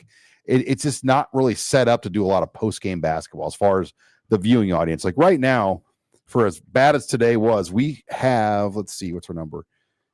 We were at 1,400 people online. Oh, God, I didn't expect Like that many. we just wouldn't get that for post-game basketball. Like it just Who would? How many programs would? Well, I mean the blue bloods, but they don't get what we're getting for football. football's a different animal. Yeah, it is. I mean, football's meant for post-game shows like this. I just don't know if basketball consistently could do it. And I mean, there's people in this market that are trying, and I look at their numbers, and they're not worth it. I mean, they're just not. Gosh, that question you said, what do you do?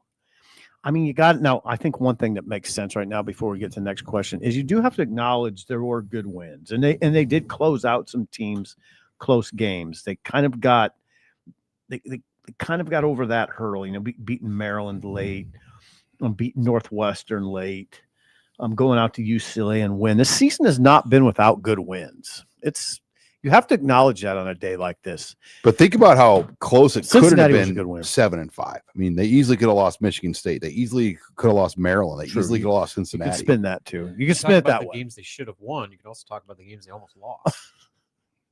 Yeah. I mean, there were some games where we're like, oh, how are they? Oh, winning I know. this? I know. Like when we went down the elevators for some of these games, it looked like they were going to lose. Oh, Maryland, I thought when we left the press box and went down, I thought loss and what are we writing here? Wow.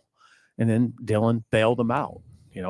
Remember, Dylan bailed them out against Maryland, against Michigan State. Too, yeah. Northwestern was tight. Yeah, he bailed them out 3 Think times. about Northwestern, how many third down throws he had to make. Yeah, exactly.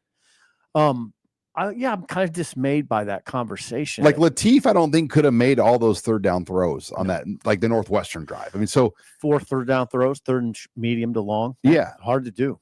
No, I don't think he would have done that. I mean, maybe down the road in his career, but right now, today, no. Right.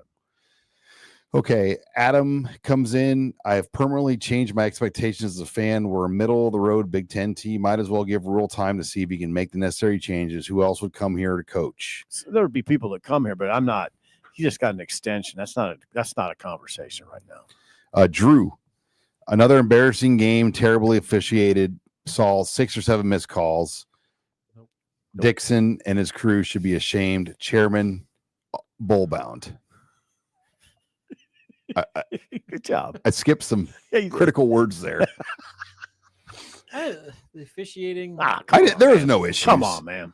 I mean, it was a normally officiated game where they're going to miss some calls. They got some right out. There was one hold on Iowa where I felt like Nebraska was kind of running and they kind of grabbed the guy, but they just didn't call it. Sounds like something came across my feed too, that Nebraska was lined up like seemingly in the neutral zone quite a bit, and they never called it. So, I mean, this was a game where I think it was going both ways. Holding in general this year has not been emphasized as much. I feel like the refs just kind of let it go all the way. Would you agree? I don't recall seeing near the holds that we used to see. I don't know. But also, we don't have Ty Robinson and Nash Hutmacher anymore, and those guys drew a lot of holds. Teams don't need to hold as much.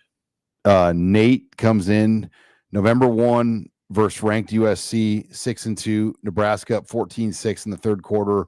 Ball near the red zone, about to take control. Raiola sacked, fumbles, injured. Turning point of the game, the season, and possibly the Matt Rule era. Good point. Up We'll see what 14-6. happens. That was late in the third too, right? Wasn't it? Late in the third? Don't remember exactly when. I just know it was third quarter. All right. I think it was late. By the way, I'm still in super chats that aren't even when we started the show. So I'm going to keep working. I'm at 3:30 now, if you're wondering. And then we started the show at 4:30. So Willie D, we get a lot of pre-chats. Willie D, I don't know how you sell progress. We were told the program was in a bad place when Rule got here by Rule himself. But tell me how many times in that last year and 3 games before his firing Frost was blown out. The answer is 0. Meaning Frost was not blown out. Yeah. Oh, yeah. I mean, Frost's first year, the Michigan game was a blowout, obviously, but there weren't a lot. They're right on that note. I mean, it was just a lot of 1-score losses. But I mean, come on, it's 7 wins. Frost never touched 7. No. So it's better. Let's see. EJ was on. This is from Mark. Actually, I already read that one. I'm sorry. I apologize. Let's see. Crypto King. I heard the Huskers had a coach named Bo. Why was that dude fired? 2014 was the year. It was a lot different time. He was crossways with the administration, not just the AD. Harvey Perlman hired Sean Eichhorst to fire Bo Pelini. There's just no other way to say that, right? He hired Sean Eichhorst to fire Bo Pelini and hire a coach. It turns out that Harvey Perlman hired a terrible AD who was incompetent when it came to trying to hire a replacement for Bo. Just gross incompetence, right? You would say gross incompetence. A beta. Yeah, just no. He was not a dude. He was not an alpha. Coach didn't belong at Nebraska. Now, again, hindsight, I didn't say that when they hired him. My posture is usually, let's give the guy a chance. Okay, let's give him a chance. That's my posture. Now, there were other people that ruled it out right away. Tom Stevens, most notably, on the ticket that day on air, said this is a joke. This will never work. He said it on air that day. Are you talking about the Riley hire? The Riley hire. Tom Stevens, in one of the most admirable pieces of radio I've ever heard, went on air right after the hire and said, this will never work. Yeah, there was a guy when they brought in Billy Devaney to be the first pseudo GM. Carl, you met Carl Mock. He was Johnny Unitas' center in the NFL. Yeah. Happens to live in Lincoln by just pure coincidence because his daughter was here. And I'm not even sure Carl's situation now, but he worked in the NFL and got crosswire with Devaney when Devaney got hired by the Chargers. And Billy Devaney. And we were walking out of the parking lot of church one day, and it's a big, rough old guy. And he goes, I'm just going to tell you right now, this Devaney guy will ruin this effing program. This guy will not work at Nebraska. Bad news. Eichhorst. I mean, Diaco. Yeah. Oh, God. I mean, we've gone through it here, boys. I mean, Hank Hughes. I mean, the one thing Bruce Reed. the one thing I do value is I know what bad football is now. I do. I know what it looks like. I know what bad administration looks like. I know what bad coaching looks like, and I know what bad football looks like. I've seen so much of it. And and I'm not joking, and I do think it's important to know that. I worked for a long time covering Nebraska football where all I saw was excellence. And now I've seen the other side of it. And I value that knowledge. I know what hard edge looks like in a program. I know what it looks like because I covered it for a lot of years. Now I know what a program that lacks it looks like. And it's not easy to get it back. That's what we're learning. All right. Joshua comes in. Frederick, Penn State 25 will be the game that we look back at and say Rule wasn't going to work. Penn State, I want to say, was better. I know the record was what it was, but the way they played against Nebraska and the way they played against Indiana, and I said that to you right away. We were at that restaurant in Pasadena when we were watching that Indiana Penn State game. I go, Nebraska's in trouble. Yeah. I go, I do not like this game for Nebraska watching them against Indiana. Penn State's good. They're good. They got a hard edge. They're a hard edge program, tough. Who's better, Iowa or Penn State? I mean, Iowa beat them, but by one. Neutral field, Penn State. Penn State has better talent. Iowa's better coached. There you go. On a neutral field, I'd still give Penn State the edge. Iowa won in Iowa City by 1 point. Yeah, 25-24. And that was also Ethan Grunkmeyer's first start. Right now, I'd probably pick Penn State.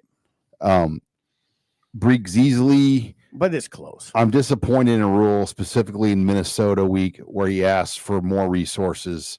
I think he has more than enough to support more than 7 wins. One thing that needs to happen is we need to talk to Dan and get a sense of where he is with this program and why he sees progress. That'd be one great interview. I mean, what do you see? I want to hear it from him. I was fine, obviously, with giving Rule more years. I would love to know the thought, though, to increase the buyout to $72.5 million. I don't have an answer. It makes you stutter. I mean, you literally, because it's an uncomfortable number. It's a huge number on any coach. Dan has to see something. Yeah, if Kirby Smart had a 7, that's a big buyout. I saw one thing walking out of the Hampton today that would make people more comfortable, and that's Trey Taylor. He looked pretty good. He's good. He's had a great year. He's 2027 quarterback. He's a reason for optimism. Jack, be careful. The name's Jack. Yeah. Good job, Sean. When will this program consistently be good enough in the trenches? I'm afraid the bottom could fall out next year. Thoughts? Yeah, that's a concern. That's why you go in the transfer portal and you have to get better there now. And that's a lot easier said than done. And I know that's probably, if Rule's watching this, that's what he'd say, but you got some resources. And you know what, guys? You can be smart about your acquisitions. Signetti, I'll go to the Signetti card.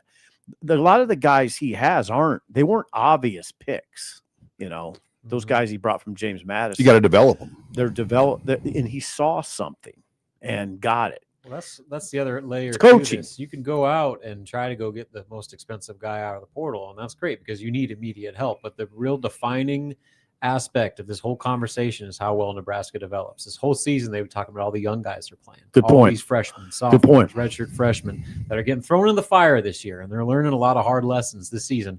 Will they get better? Yeah. Will they take that next step? Will they get bigger, stronger, faster? Better? Yeah. If they do, then you have a pretty strong looking nucleus. And then also, as Sean pointed out, the retention. You got to keep these guys. Right. You can only develop guys if they're in your program. So there's the portal aspect of immediately addressing glaring needs, but I put just as much importance on the development, especially on the lines, because it's so expensive to go get a premier D tackle, a premier rush end. When you have guys on your roster that you feel good about, they have to get. Yeah, I want to be clear. They on have something. to become what you think they can become. Yeah, I want to be clear on something, guys. When I say that, you got to go get a big or bigs from the portal. I don't mean I'm not talking about an overhaul of the defensive line. No, but you need some signature. 2 more pieces or something. Yes, but you're gonna have to spend your ass off. I know. There's no budget. There's no do it there.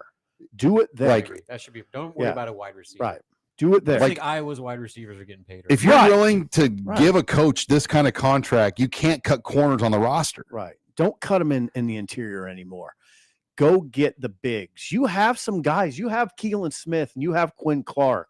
You have Cortez Mills. You have some receivers right now. I don't know that you need to go spend a lot of money on another washout receiver. Receivers are easy to get. They're everywhere. Yeah. DBs are easy. Yeah. Now the other conversation though is you got to get a running back. Yeah, because we're already ruling Emmet gone. You got It's to a get one. huge void. You got to get Like a one. proven one. I know, Sean. You got to go pay a running back. You got to go pay $1 million probably. I don't know if running backs get that high, but I mean, what would Dowdell get at Kentucky? Got 700 grand. 600. 600. And that's a marginal running That's back. Dante Dowdell. Yeah, I mean, but You might pay. I don't know if running back's $1 million position unless you're like the best in the game.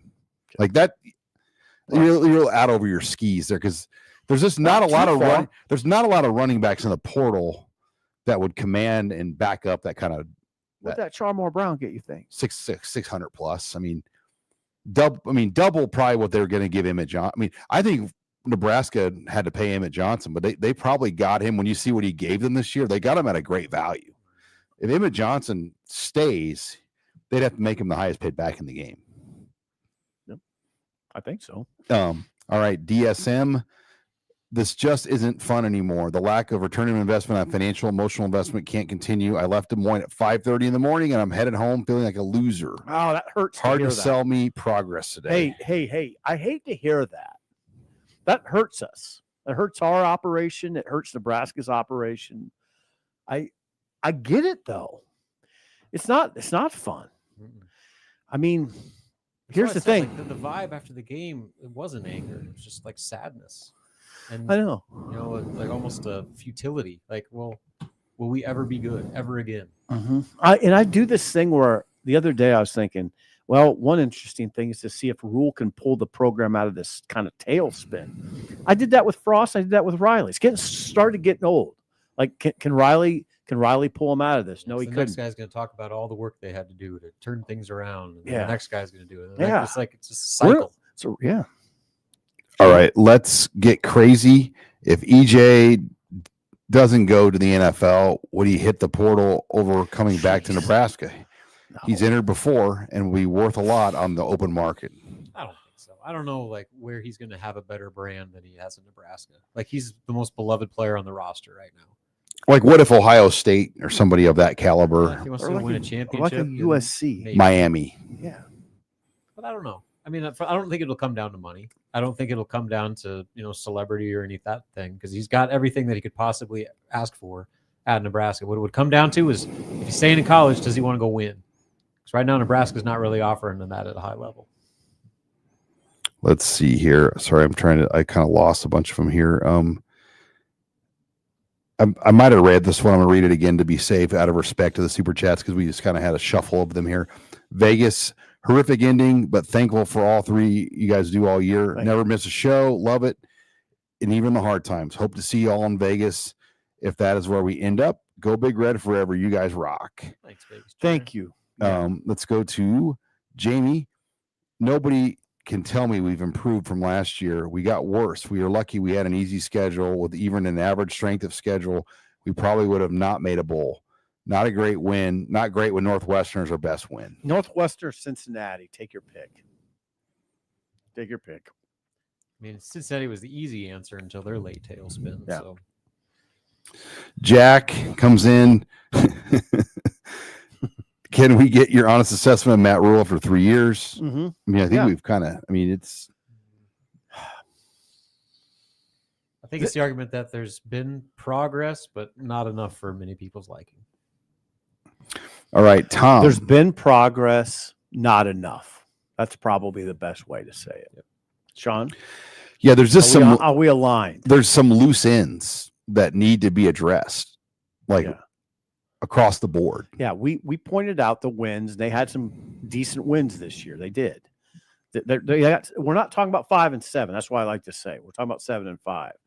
So, yeah, I don't think it's panic time, but there's some things in these last 2 games that really, really become glaring concerns. And mainly to me, it's about physicality. That's what worries me the most. They face these hard edge, heavyweight Big Ten teams, and it doesn't look right to me. Pushed around way too much. Tom Whitaker, insane stat. Ferentz has more Big Ten wins at Memorial Stadium than Frost, Rule, and Riley. That's great. Yikes. Wait a second. Is that true? So he's won 7 Big Ten games at Nebraska. Frost won 6, Rule's won 6, Riley's won 6. According to Tom Whitaker. Wow. Jot that down for your column. Oh, yeah, I'm writing about Raiola. Mike comes in. Who would you rather have back next year? Dylan Raiola or Emmet Johnson? Could we afford both players? I don't know. I think both those players, though, in terms of money, they would command real NIL, like not just rev share. So if they both, for whatever reason, can make it work and stay, I think you do. You make it work. Yep. I definitely think you. Oh God, if you're presented with the opportunity to do that, yeah, you could really go a long way towards saving yourself. But if you only can pick one, which one are you taking? I always lean. I always lean quarterback because of impact on the entire operation. Watching New Mexico here in overtime, by the way, they against San Diego State. Are we talking State. football or basketball? San Diego State. Who was that defensive back that we had? Paula Gates. I know he was at New Mexico. Number 21 just had a pick in overtime. I was trying to see if this was Paula Gates. I don't know if it is. I don't think it is. But New Mexico is going to go 9-3 in their first year under Jason Eck. 9-3. That's a guy that can coach. 100%. Coach comes in. I love SIP. I hate football. Change on D is needed. I love SIP. I hate football. Don't hate football. Don't hate it. Okay, let's move through. I don't hate it. Good googly moogly why. Good googly boogly. All our bad losses came under the clouds of uncertainty. Minnesota is Rule leaving. Penn State and Iowa is Dylan leaving. Where were we distracted? No, not the. I don't think the Dylan story would be a distraction. I would say though, I don't think Rule loved the timing. I mean, my thing is, who leaked that out there to the point where a credible outlet would have enough to go with it? Oh, come on. I mean, really? You see the reports I do every single day out there. Come on, man. I mean, I'm talking about national news. And even if he I don't trust that stuff. And if he stays at Nebraska, the people that report a thing like this can always say, yeah, well, things have changed. That's what they do. Yes. Of course, that's what they do. It used to be hard to do that. People would attack your credibility. They don't even do that anymore. It's a fluid situation. Yeah. It's easy. It's easy to do that stuff now. Coach Ben Wad. God dang, why are they all like this? I don't even know I think you might be all right on that one. Probably just the guy's name. Can you blame the fans for leaving early? I do not. No, it was a tough deal. Colder than hell, too. I don't blame it at all. It was really bad. I went out there to watch the final 4 minutes down on the field, and I'd made it 2 minutes. I was like, all right, that's enough. You also didn't know what time it was. I thought it was 3:10. It was like 2:10. I was freaking out. Like, I'm not gonna get this column done before our show. Robin and I were kind of like, God, this is plenty of time. Yeah. Then I realized, wait a second. Yeah, this was no problem. I thought you were just gonna go all in, and you needed like a good 3-hour block to really just hammer it out. Oh, I just need 40 minutes.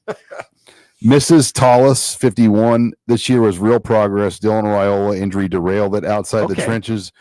We need continuity. Throw whatever it takes at Emmet and Dylan to get them back. I don't know. Just to be fair to EJ, I mean, God, if you're just being really fair about it, don't you say go? Yeah. Go to the pros. I always go back to the running back shelf life. Yeah. Like he doesn't have a 10-year NFL career waiting for him. He's probably got like a 3 to 5. Yeah. Max. Yeah. I mean, if you're being realistic about the average NFL running back career. So like you just took on a huge workload this year. Yeah. You're getting 30+ touches a week. Getting hammered Yeah, too. you're going to go do that again? Yeah. Sure, you can set a bunch of records and like make some short-term money at Nebraska, but if you have NFL aspirations, your iron's probably never going to be hotter. Than Yeah, and I have now. nothing but admiration for him, no matter what he decides. But if I was counseling him, God, I'm sorry to say it, I think you just got to go. I agree. It's time. Yeah, I mean, he has 250 carries. He can't do that again to his body. I mean, I don't think so. I don't. Yeah. I mean, there's not one metric other than a lot of money. Right. That, like, if Nebraska just threw $2 million at him, but I don't even. Okay, now here's the thing. I know I think out loud too much. I think it'd almost be irresponsible for Nebraska to do that to the young man and influences his life, his career. No, let him go. Oh my God, am I going too far with that?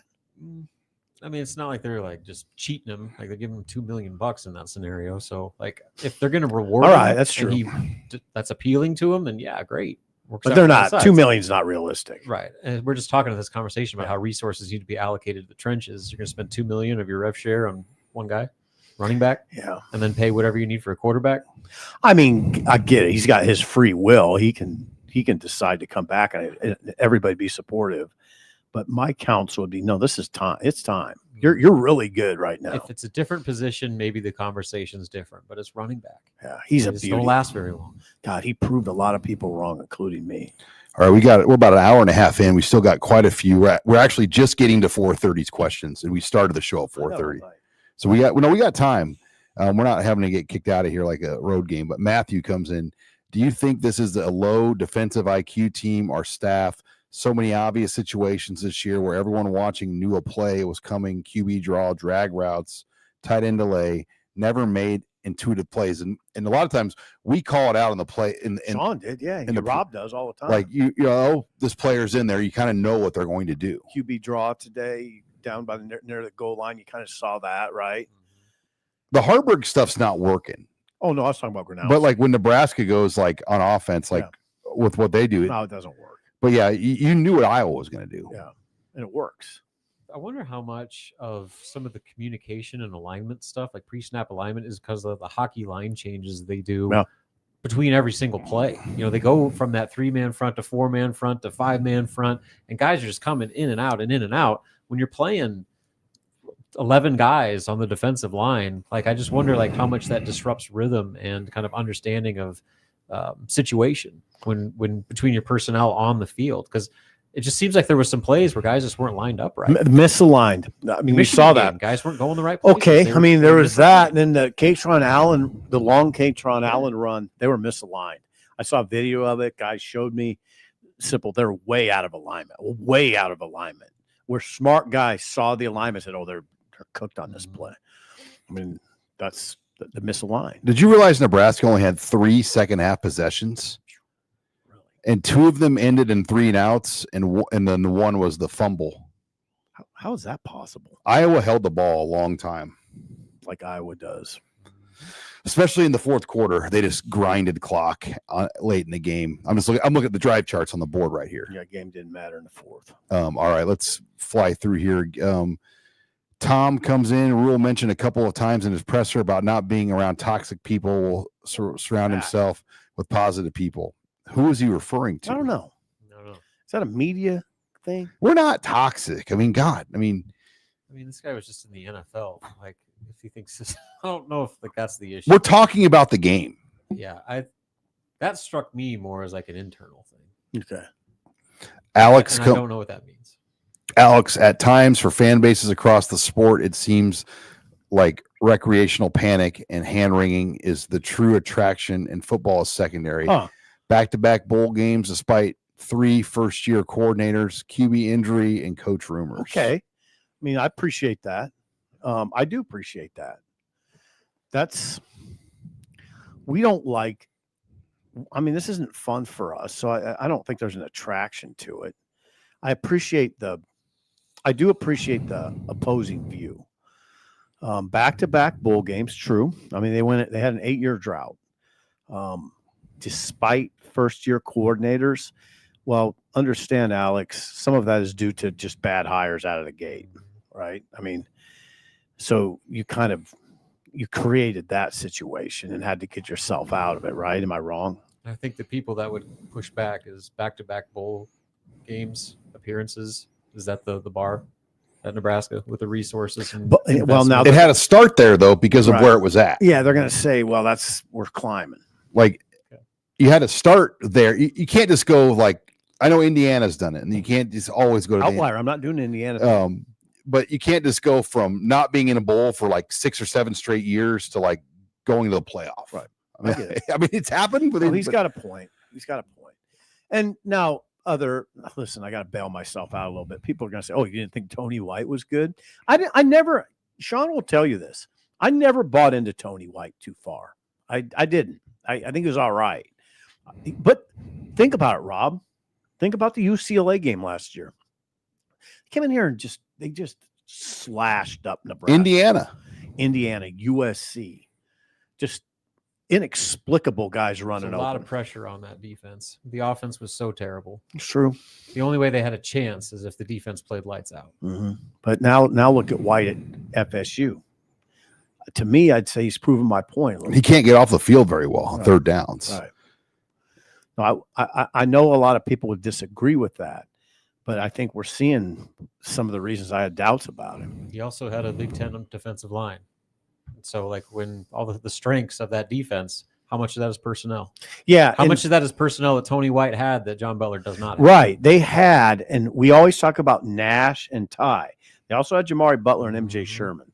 Those guys were good players. They were much better up front. Yeah, better. Ohio State to 1 rushing first down. Yeah. They had McGahee going last year. I don't know what happened to McGahee. Willis McGahee. Even like kind of lost his way. GBR would help this team. Yeah. Like you look at like they kind of like, oh, we didn't need him anyway. Like big linebacker could run stop. He was pretty good. I mean, he's better Not than a bad what we've run seen stop. last year. This year. At Yeah, times. not a bad run stopper. All right, Jenna. Knew we looked soft today after Rule's demeanor in the media yesterday. TJ's mid and Dylan's gone after Dad chops him again this year. Feels like Rule to PSU derailed us. Please give us reason for optimism. God, it was a kind of a week of, I don't know. There just didn't seem to be a lot of confidence, right? Emanating from the top. Well, the Monday, like they're coming off that Penn State loss. I wouldn't expect them to be like jovial and like, True. Oh, let's go get them, guys. Real true. But like the demeanor and tone didn't really change throughout the week, even Thursday. Like it was a short kind of, not a lot of fire, and not that always matters, right? It doesn't always. But matter. the vibe just felt off a little bit. All right, Jamie, need to get the big boys on the D line, but it looked like the D ran out of steam down the stretch and didn't play with energy and passion the fans expect. I thought the body language was bad. Tyler, when will we fix lines? We keep adding skill guys, but not big boys. Yep, D line gets pushed back, and we have to have a rush. And we agree. We covered it, and it costs a lot of money. Bigs cost money, and if Nebraska, the ones that Nebraska's going to want, guys, everyone's going to want them. I know. Now, here's the thing, though. I want to point this out. I want to emphasize it. I get it. And if it was as easy as just throwing money at bigs, we could coach the team. There's a coaching element to it. Find guys that maybe you don't have to pay a lot of money to, but are really good, and that you can see maybe that other people don't see. Scour the earth. I mean, scour Mother Earth for those guys. They did with Hufkin. I mean, that's the kind of guys you might have to. And he still hasn't clicked. Not really, no. He's young. Jamie, again, Sip, Sean, and Robin, thanks for all your entertaining content every week throughout the year. You make it very entertaining. Sip, you're the man. Sean, win big in Vegas. Robin, get your ticks for the big dance. Let's go. Let's go. Thanks, Jamie. Thank you, Jamie McCoy. Josh Ward, with Jim Knowles out for a job, any chance Nebraska gives him a call with all this new money coming into the program? Huh. I mean, the new Penn State coach could hire Jim Knowles, could keep him. Say that? Jim Knowles at Penn State. Like, he's not out of a job yet. No, not right now. No, that's what he said. Should Nebraska try to hire Jim Knowles? No. Gosh. But I'm saying the new Penn now State. go 3 coordinators in 3 years. I mean, That's what I mean when I say Rule has a lot of major questions to ponder. John, would you go 3 coordinators and three defensive coordinators in 3 years? 3 defensive coordinators in 3 years. God almighty. I mean, I'd be hesitant to do it. You're changing up everything again. You're just asking these kids to go back to square one. You know, it's hard to do that.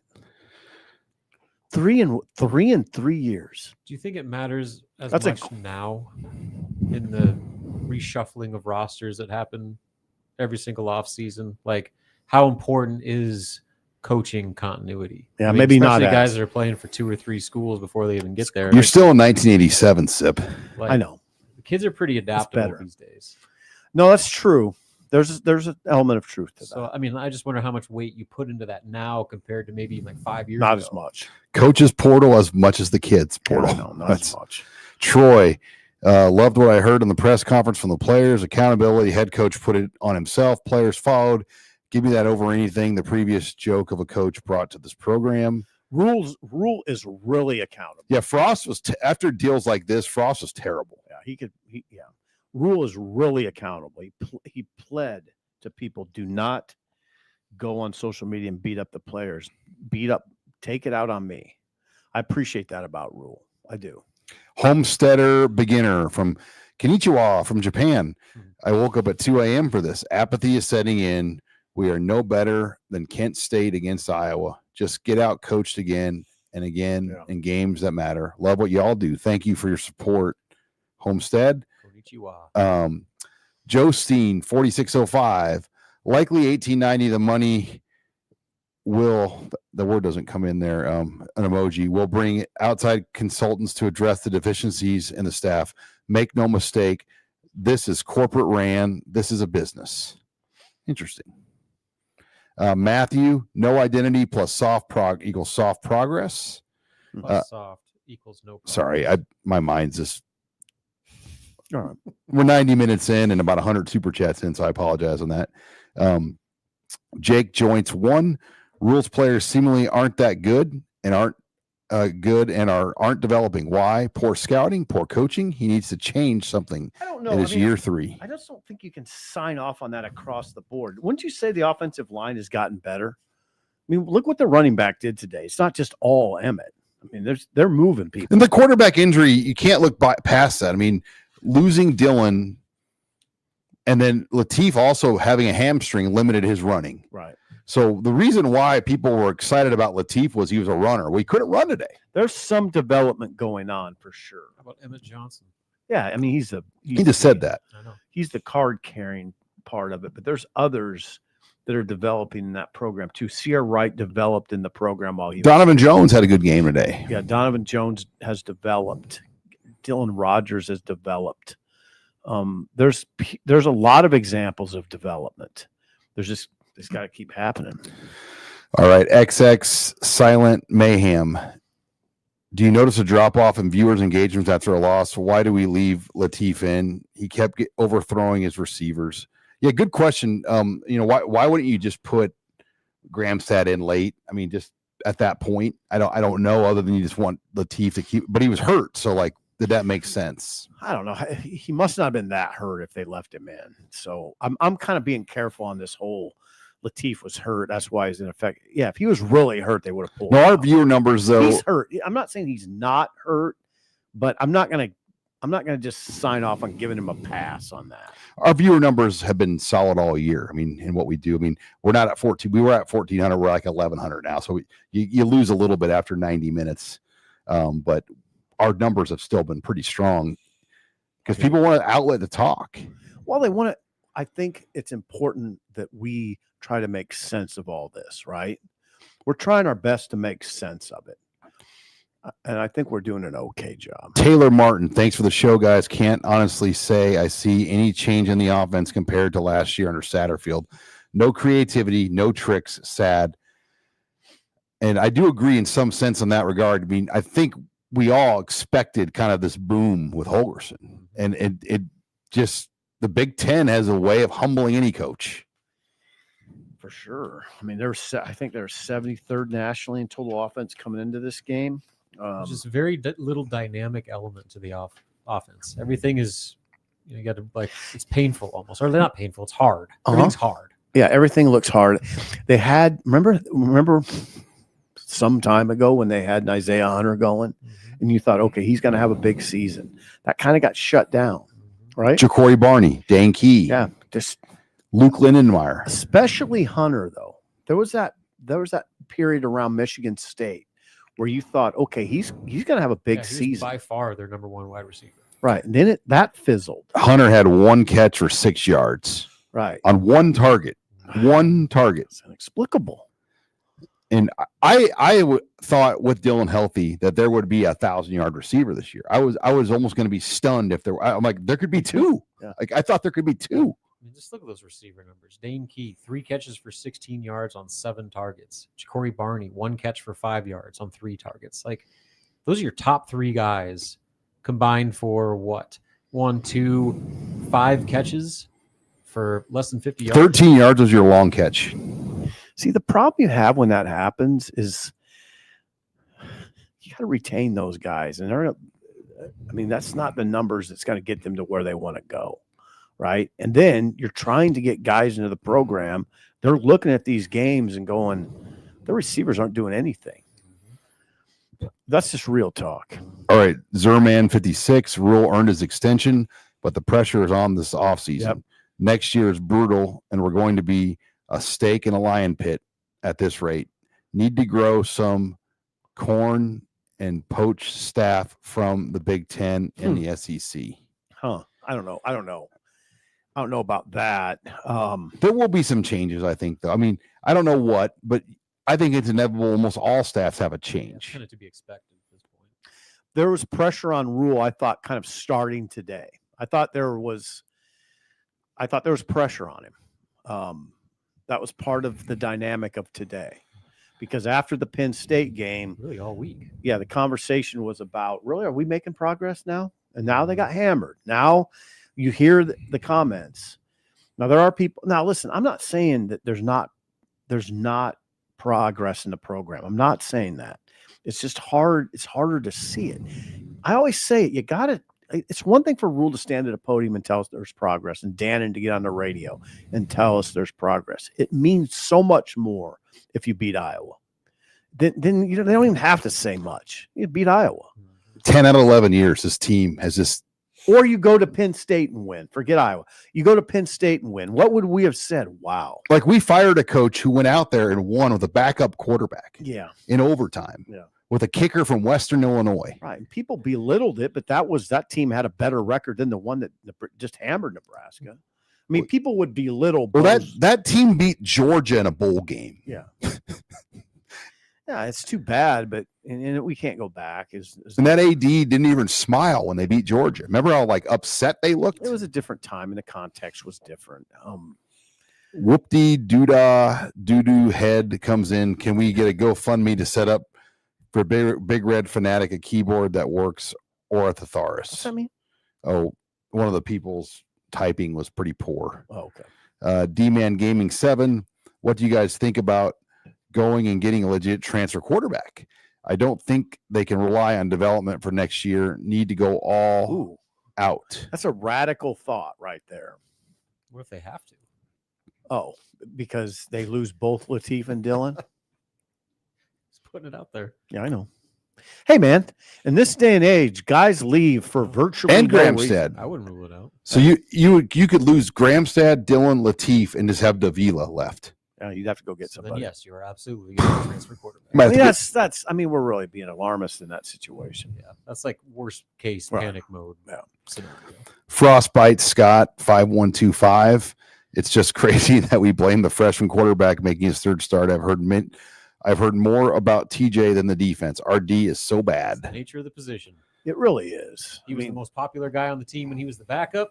Now everybody's blaming him because he's the starter. I don't recall people cutting Dylan a lot of slack last year as a freshman. That's how it goes. Yep.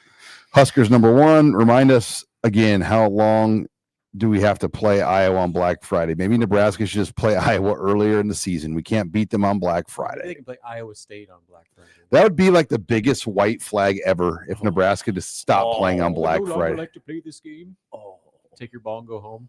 oh. Yeah. No. It actually happened though, and Moose brought it back. It was gone. That's That true. was an I-course. It was going to be. We were going to be going to Minnesota on Thanksgiving weekends. That was the plan. Wow. I mean, I coursed. That's a wow. Those are some wow decisions. That's coward stuff right there. Yeah. Crypto King, Steve Sipple is the greatest of all time. I agree. Go. I agree. 100. Mr. Mitchell, Junior Gaming, will staff changes happen before or after the portal? Who has earned the right to stay? God, staff changes.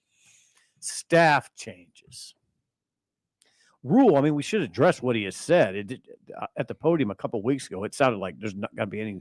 He wants continuity. He wants to see what the staff looks like in its second year together. So they made changes, or at least additions, before last bowl game. Remember, they brought in Shorts and Addison Williams. And They promoted Butler. and then I'm blanking on his name. Simpson, is that right? Yeah, Simpson. Yeah. So like, I mean, they've done it. They made During the changes bowl last year. That's the thing, Sean. Are they going to do it again? The changes they made, other than Butler being promoted, were minimal changes, though. Like, I feel like Braden and Simpson were kind of lower key changes. Not Addison Williams, though. I thought that was a significant. Oh, Addison change. Williams was a big change. Yeah, big Addison former Williams core. But up front, Simpson and Braden were kind of lower key. Yeah, those guys. Hey, man, and now it's got to start happening. That's not a good first year, right? No. Okay. But again, it's a personnel. It's you gotta be fair there too. Young personnel in a lot of those cases. I need to turn your mic up. She's telling me, Robin. Oh. Talk a little soft.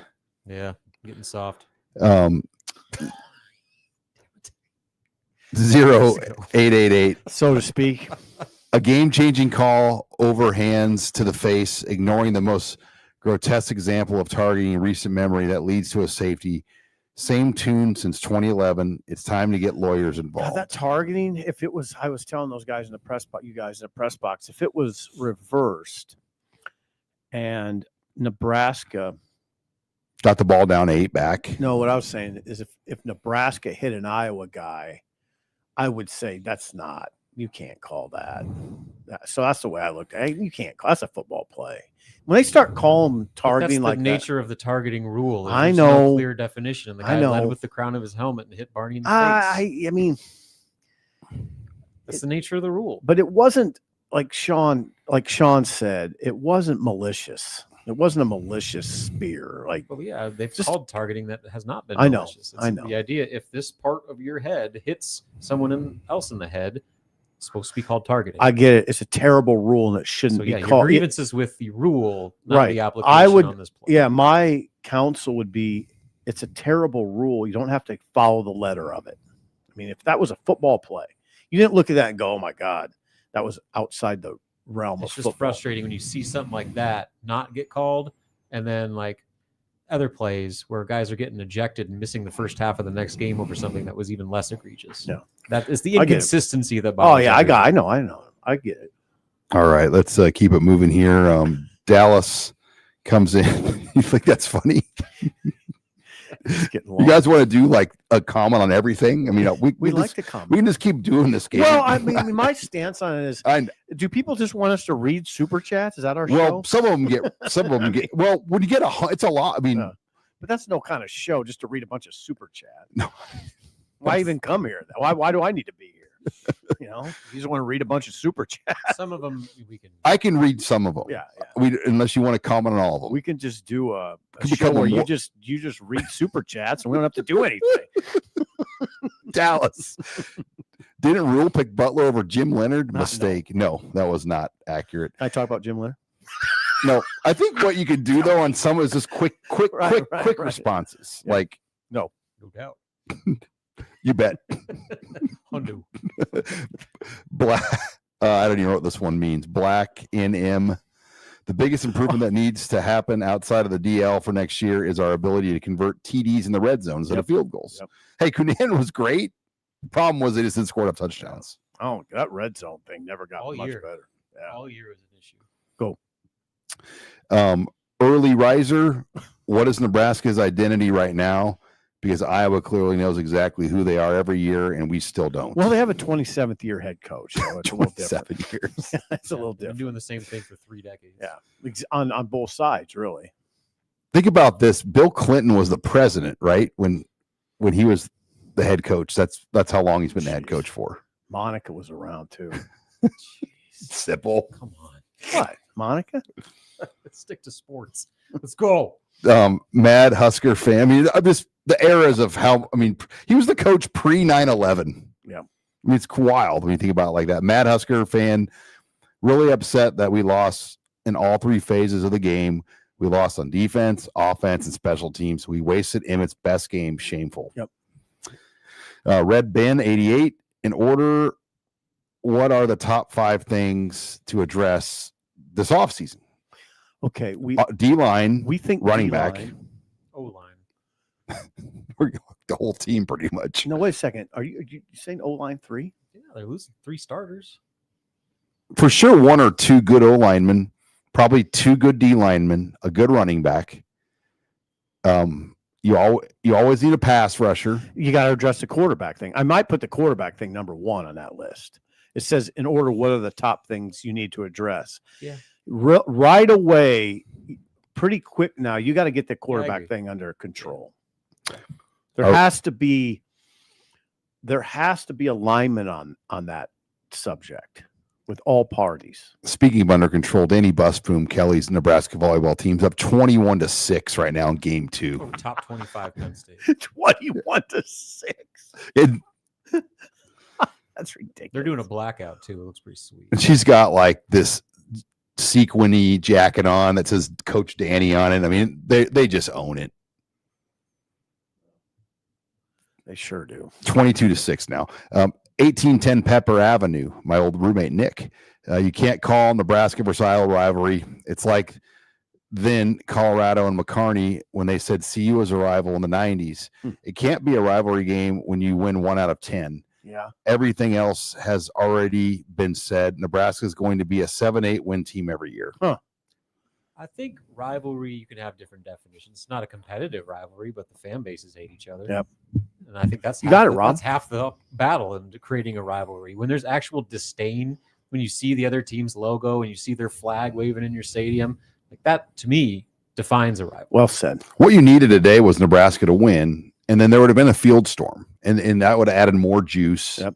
But Iowa has had 11 years essentially of them kind of putting their middle finger up to you as they leave the field. I know.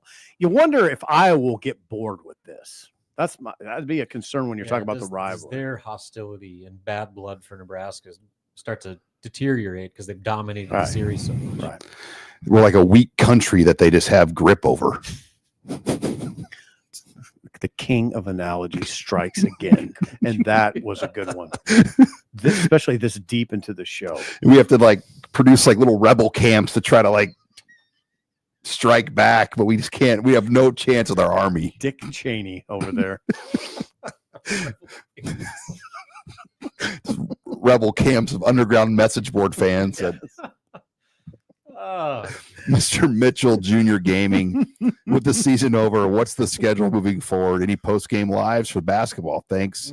Again, we addressed the basketball thing. That the challenge is the fluidity of the schedule. And we only have our producer in our situation. Like, we just don't have the ability to, like, we do we're scheduled for 3 shows a week with our budget, and we still have 3 shows per week when the football season's over, if that makes sense. So we'll move to Monday, Wednesday, Friday shows. We're not really built for 4 shows or 5. But yeah, with as far as Monday, Wednesday, Friday, but as far as access goes, we'll hear from Roll Wednesday. Signing day Wednesday. Is that what they said? Hmm? Is that final? Okay. Nothing Monday. No, Nothing Monday. nothing Monday. Jake's joints won. Dana is washed. We got duped from the Wisconsin GM. I don't get that. Who's the Wisconsin? game. Oh, game. Sorry. Oh, when they put 44 or whatever it was on Wisconsin. Mm-hmm. Sorry, I saw Sean Kruger. If the Huskers could hypothetically pick any player in college football next year that would make them the biggest impact for the team, who would it be? Cheers, fellas. Love the show. I mean, always thinking quarterback in that conversation. I don't know who's out there. I don't know. Yeah. I don't even know who's coming back. I mean, you made a great comment the other day when you said Corleone of Cincinnati would be a player you'd look at really high on the list of guys that would really help Nebraska right now. Mm-hmm. That is a prime example of a guy they lack. 33 from Penn State, someone like that. Yeah. Now he's more of an edge guy. I think, Sean, I would lean more towards Corleone because he controls the middle, which Nebraska's just gets moved around so much. Their middles get moved. It was a problem in August. I was, the guys that we talked to that watch practices, I'm not going to say the guys, you kind of know who they are. They said they just get moved around a lot. I told you, I wrote it in Tunnel Talk. There's a big red flag. They're right. Those guys are smart. They see it. How many holding calls did Nebraska even draw this year? Huh. And it looked like, oh, they drew one. No, it was Judy put his hands to a guy's face. Right. Mike Dawes. Yeah. Am I safe there? Yep. Yeah, 100. Great season, guys. I really thought we would go 9-3. I did too. Very disappointing. Do you ever wish you cared about this team less than you do? It's our job.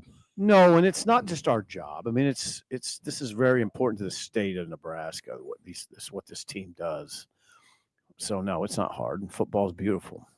CB 6045, a complete failure by Rule and the defensive philosophy of the mismatch and lack of talent we return on the D-line, especially with Riley Van Poppel and Judy this season. Arguably cost the program a 9 or 10 win season, and I think he means they did not adequately replace Jamari Butler, Ty Robinson, Nash Hellmocker. See, the thing about when you look at the Rule tenure in its totality, they've made a couple really bad decisions. One was what out of the gate? What was it? Quiz time. The quarterback, Sims. Yes. It was a disaster. It was an utter disaster, right? They went well, and now Sims starts for Arizona State. They could see Arizona State in the bowl game. Storyline. How about that nightmare? Yeah, but the way he played at Nebraska was an utter nightmare. It was a bad read on their part. And now you wonder, like it was suggested to me that this is almost as bad a read. They didn't fortify the D line. Almost as bad a read as Sims. Jeff Sims. Well, and then I get that they were not going out to just start bashing the unit out of the gates, but to talk about it like they're going to be hell on wheels. Oh, Rule's talking about the D line being hell on wheels. Yeah. Now, what he's doing there, and we got a good Sean. I know we're droning on it here, but we can close out pretty quick. Rule does that, and I know why he's doing it, because there's so much negativity in social media now, and I'm not even just talking about conventional media. Just social media, that I feel like he feels he needs to provide a balance in the conversation. So I'm going to praise my guys. I'm going to say guys are draft picks that I don't even know if they're draft picks. Especially he'll identify kind of high rounds for certain guys, and we're just sitting there going, "What?" But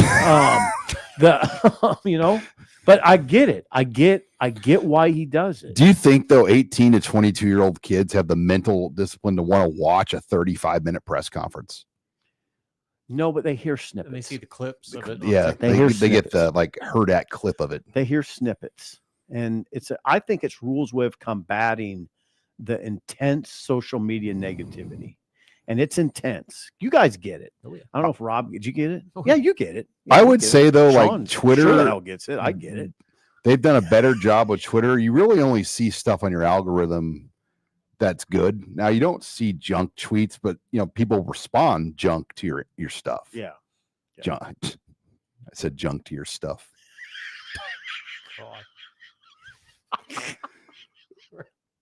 We're on a roll tonight. Almost as on KTV, not on actual TV, on the Zoom we did. I said Iowa, their passing offense is a bunch of short, quick dumps. You're fine. You are juvenile. Keep going. Husker Denton comes in. Rule is 8-15-4 against the spread in Big Ten conference games. Clear indicator of consistent underperformance, which points to organizational coaching failure. Minnesota this year was Rule's worst loss. 8-15-4 against the spread. So they've only covered 8 times out of, 16, 24, 26 times. Is that right? 27. Yeah, 27. Yeah. They've only covered 8 out of 27 games. Clear indicator of consistent underperformance, huh? Nick comes in, knew after the safety it was over, went outside of the few minutes left in the third, already over it. Used to take me about 4 or 5 days. Wow. Oh, well. And that's the scary thing. I think a lot of people are on that boat. Resignation. Drill, Phil Bill, at this point, we should swallow our pride and go back to the Big 12. Next year's schedule is brutal. This conference hasn't been good for Nebraska. 0-8888. You think the pain is over? This ends with Jeff Sims running for 250 on us in Vegas. Oh, yeah. Again, that is like a personal hell for a Husker fan to watch Jeff Sims go off like Vince Young in Vegas. Well, let's not put the cart before the horse. We don't know if Nebraska's going to play Arizona State, so Or Utah. right. We don't know who they're playing, so don't worry about Kenny, Iowa fans are happy with 8-5 winning the tallest midget in the Circus Trophy. Yeah, Iowa played Indiana and Oregon pretty damn tough. I mean, and USC. And USC. I mean, every one of their losses was close. Yeah, the Iowa State loss for them is really unfortunate because Iowa State turned out to be not that good, but those other teams are pretty good. Really good in 2 cases. Oregon and Indiana are great. USC, you know how I feel about them. I put them in sort of the fraud category. I take Iowa's last 15 years over Nebraska's any day of the week. Well, aren't you just Mr. Honesty? So it's Just all perspective. Winning on week 13 or 4, this year it's 14, but winning on the final week is a big deal. Yeah, Nebraska's record in November, it's abhorrent. Their issues date long before Rule, but Rule is 2-10 in November now. Okay, 2-10 in November. 2-10 is big boy time now in college football. Cold weather, it's wind. rough. Yeah, it's rough. Grown man. Yeah. Arizona Husker. It would be nice to be in Arizona right now. We've got free rooms in Vegas. We're there. Okay. I mean, I know you guys don't look as forward to it as I do, but I like the idea of Vegas. I'm fine with it. Rob's been there a lot. Yeah. I can take you guys on a tour, show you the sights. Okay. Nike Guthrie 22. Me too, old man. Sean's got 2 hands. Oh, and Bo Pelini is who we pissed off for the curse, I believe. I always go back to that quote that Bo said, which is incredibly. What's that? What? Me too, old man. Back to the old man comment. What? The tug comment. Oh, I got 2 hands.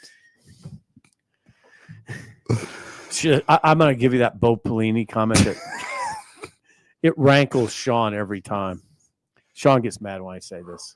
When Pelini on 2014, it was in like October, he said, Sipple, if they get rid of me, it'll go down fast and it's never coming back. He said, it'll go down fast and it's Never's a big word. And it's never coming back. Now, it went down fast.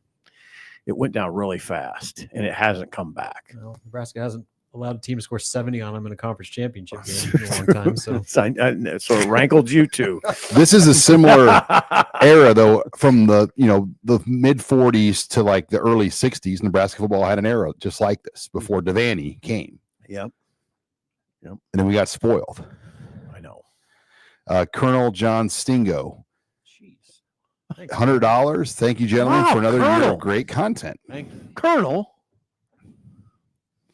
Arizona Husker. It's only a 5-hour drive to Vegas from Phoenix. And I was with my dad at Thanksgiving, and he definitely said they'd be making the drive from Phoenix when they live there in the winter. Oh, Papa. Yep. Well, Lisa's parents now are in Florida for the winter, so we were going to see family regardless of what bowl game. Arizona Husker. We watched the game outside, and Arizona still doesn't help the sting of losing. Jack, Can they plug and play on the D line next year? I think we've kind of hit on that. They're going to have to go in the portal. Connor Wellman, let Dylan transfer, invest $10 million in the trenches.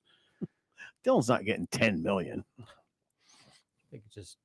I get it though. Yeah. Kenny comes in. I wasn't sad. I'm angry as F at the refs. Totally changed the complexion of the game. It is delusional to not think they had a significant effect on the outcome. I didn't. I'll have to look back at that. I didn't feel that in the stadium. The penalties were 5 penalties for 53 yards for Nebraska, 4 for 45 for Iowa. Well, 8-yard difference in penalty yardage, maybe just the timing or the lack of calls. Yeah, and he's talking too, I'm sure, about the targeting that wasn't called on Iowa, which would have changed. That changes the game if it's called, right? There's some no-call pass interference too that you could maybe make a case for. Husker Chief 150. Butler is just as trash as Bob Diaco or Shenander. Big Sipple says you missed my super chat. I don't think I did. I'll go back up and look here. I've Big Sipples gone through a lot of them here.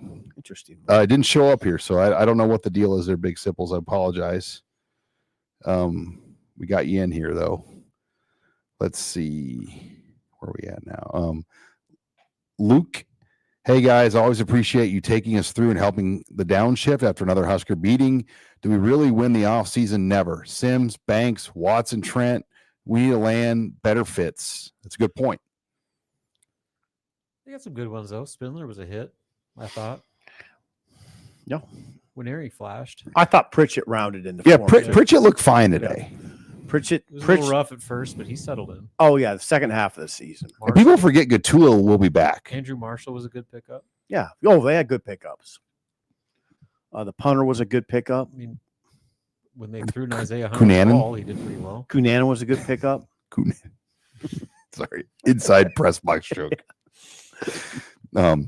Philly comes in. Thank you, Phil. Brody, good times create soft men. Hard times create strong men. Hopefully, we have strong men coming soon. Go Big Red.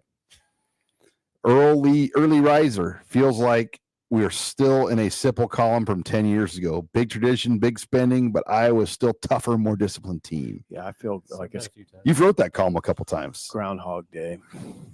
And how coincidental was it that Bill Murray was here this year? And this, not today, but earlier this year. For the Northwestern game. Yeah. Let's see. Kind of coincidental. Dylan, Husker Nation's pulse is waning. I miss Bo Pelini. Us fans are just losing patience. Journalists need to be harder on Rule. Do we need to be harder on Rule? I just think they want you to be like complete, you know what? Yeah. They want the why do you suck so bad? You know, that's what they want, right? Are you embarrassed? Yeah. Yeah. Are you going to fire John Butler or not? That's honestly, that's what we're. I also wonder, like, okay, so you ask those questions, and are his answers going to change how you feel? No, God, things are are going to solve the problem if he says, "Oh, I'm terrible," and that was totally. You're right, Sip. No, things are going bad with Nebraska football when the fans start that. You start seeing it show up on. I sure wish the reporters would ask some tougher questions. Yeah, exactly. Things are going really bad when I got to go on Twitter and say, I accept responsibility for this program's failures. It's on us. Some guy on our board, when I posted the show on there, he goes, "Can't wait to hear all the excuses Sean and Sip are going to have for this one." Right. That's my fan voice. No, that happens. It probably happens in every market. They turn it on. Oh yeah. I mean, it's not unique. I to saw an Illinois basketball writer today getting yelled at for not asking tough questions. Yeah. So it's not across sports, across teams. It's not unique. It's always the beat writers. All right, early riser. Who are the real size lord donors these days? The Pede family is obvious. Well, Howard Hawks has passed away, but who else is in that top tier now? How many do you think there are? 12? I put Joey Hausman, Mark Dunlap, or the Dunlaps. There's Ron Carson from Carson Wealth Management is another guy I know that's been big. Yep. I mean, there's a lot. A lot, or how many? 10 to 12. I think it comes down to how many people can make 6-figure gifts and how many people can make 7-figure gifts. I'm saying I've heard the numbers 9 to 12 that can do 7s.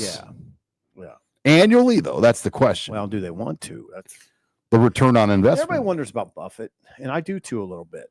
I mean, like, he's worth 150 billion. God. Can't you just spare like I don't know, A billion. a couple million? I mean, a couple million is like pocket change to somebody that has 150 billion. All Am I right. speaking out of turn? It's always easy to spend somebody I else. better know. give another plug to Zipline. We've kind of gone through. We're over 2 hours in, and I want to appreciate. How much longer We got a few more left. If you want to keep going, we can. A few more. Well, we got to get them Let's all turn in. the show into Sean reading super. Yeah, Chats. just Like, read okay, let me finally do this. Just read them. Yeah, I tried to do that, and you. just read them. Okay. Thank you to Zipline, by the way, the official beverage sponsor of Husker Online Postgame Live. EJ was on. Oh, I've already read that one. Rod Mello, when will the 2026 Big Ten schedule be released? That will be out probably in December. Nathan Becker, appreciate you all. Thank you. Husker Chief 150. I think they had some to take out some mean messages. I don't think we took out any mean messages. There was only one that had like a picture of a naked man. Oh, a large bodybuilder Very girthy man. with his okay, sorry. Okay. Frost bites. Fans knew we were deficient on the defensive line. We called this in the spring, and yet we're still gaslit, thinking everything was fine. Right, we Sad. never said anything about it. Frostbites We talked about the D-line issues all year. Ad nauseum. and the running back depth, and they overcame that one. They did. They did. Walker comes in with the $50 super chat. Thank you Thank for you. another great season of coverage, gents. It's an incremental progress. Hoping for stronger year 4. Sorry, the screen jumped on me here. Thanks, Walker. Jonathan comes in. Thank you. Tough to convince a fan base that you're doing your best at coaching when you're doing a podcast every week and look like this. Think it's time for Rule to truly go all in. Love the show. You don't hear a lot of that. Rule getting hit for doing these podcasts. You did.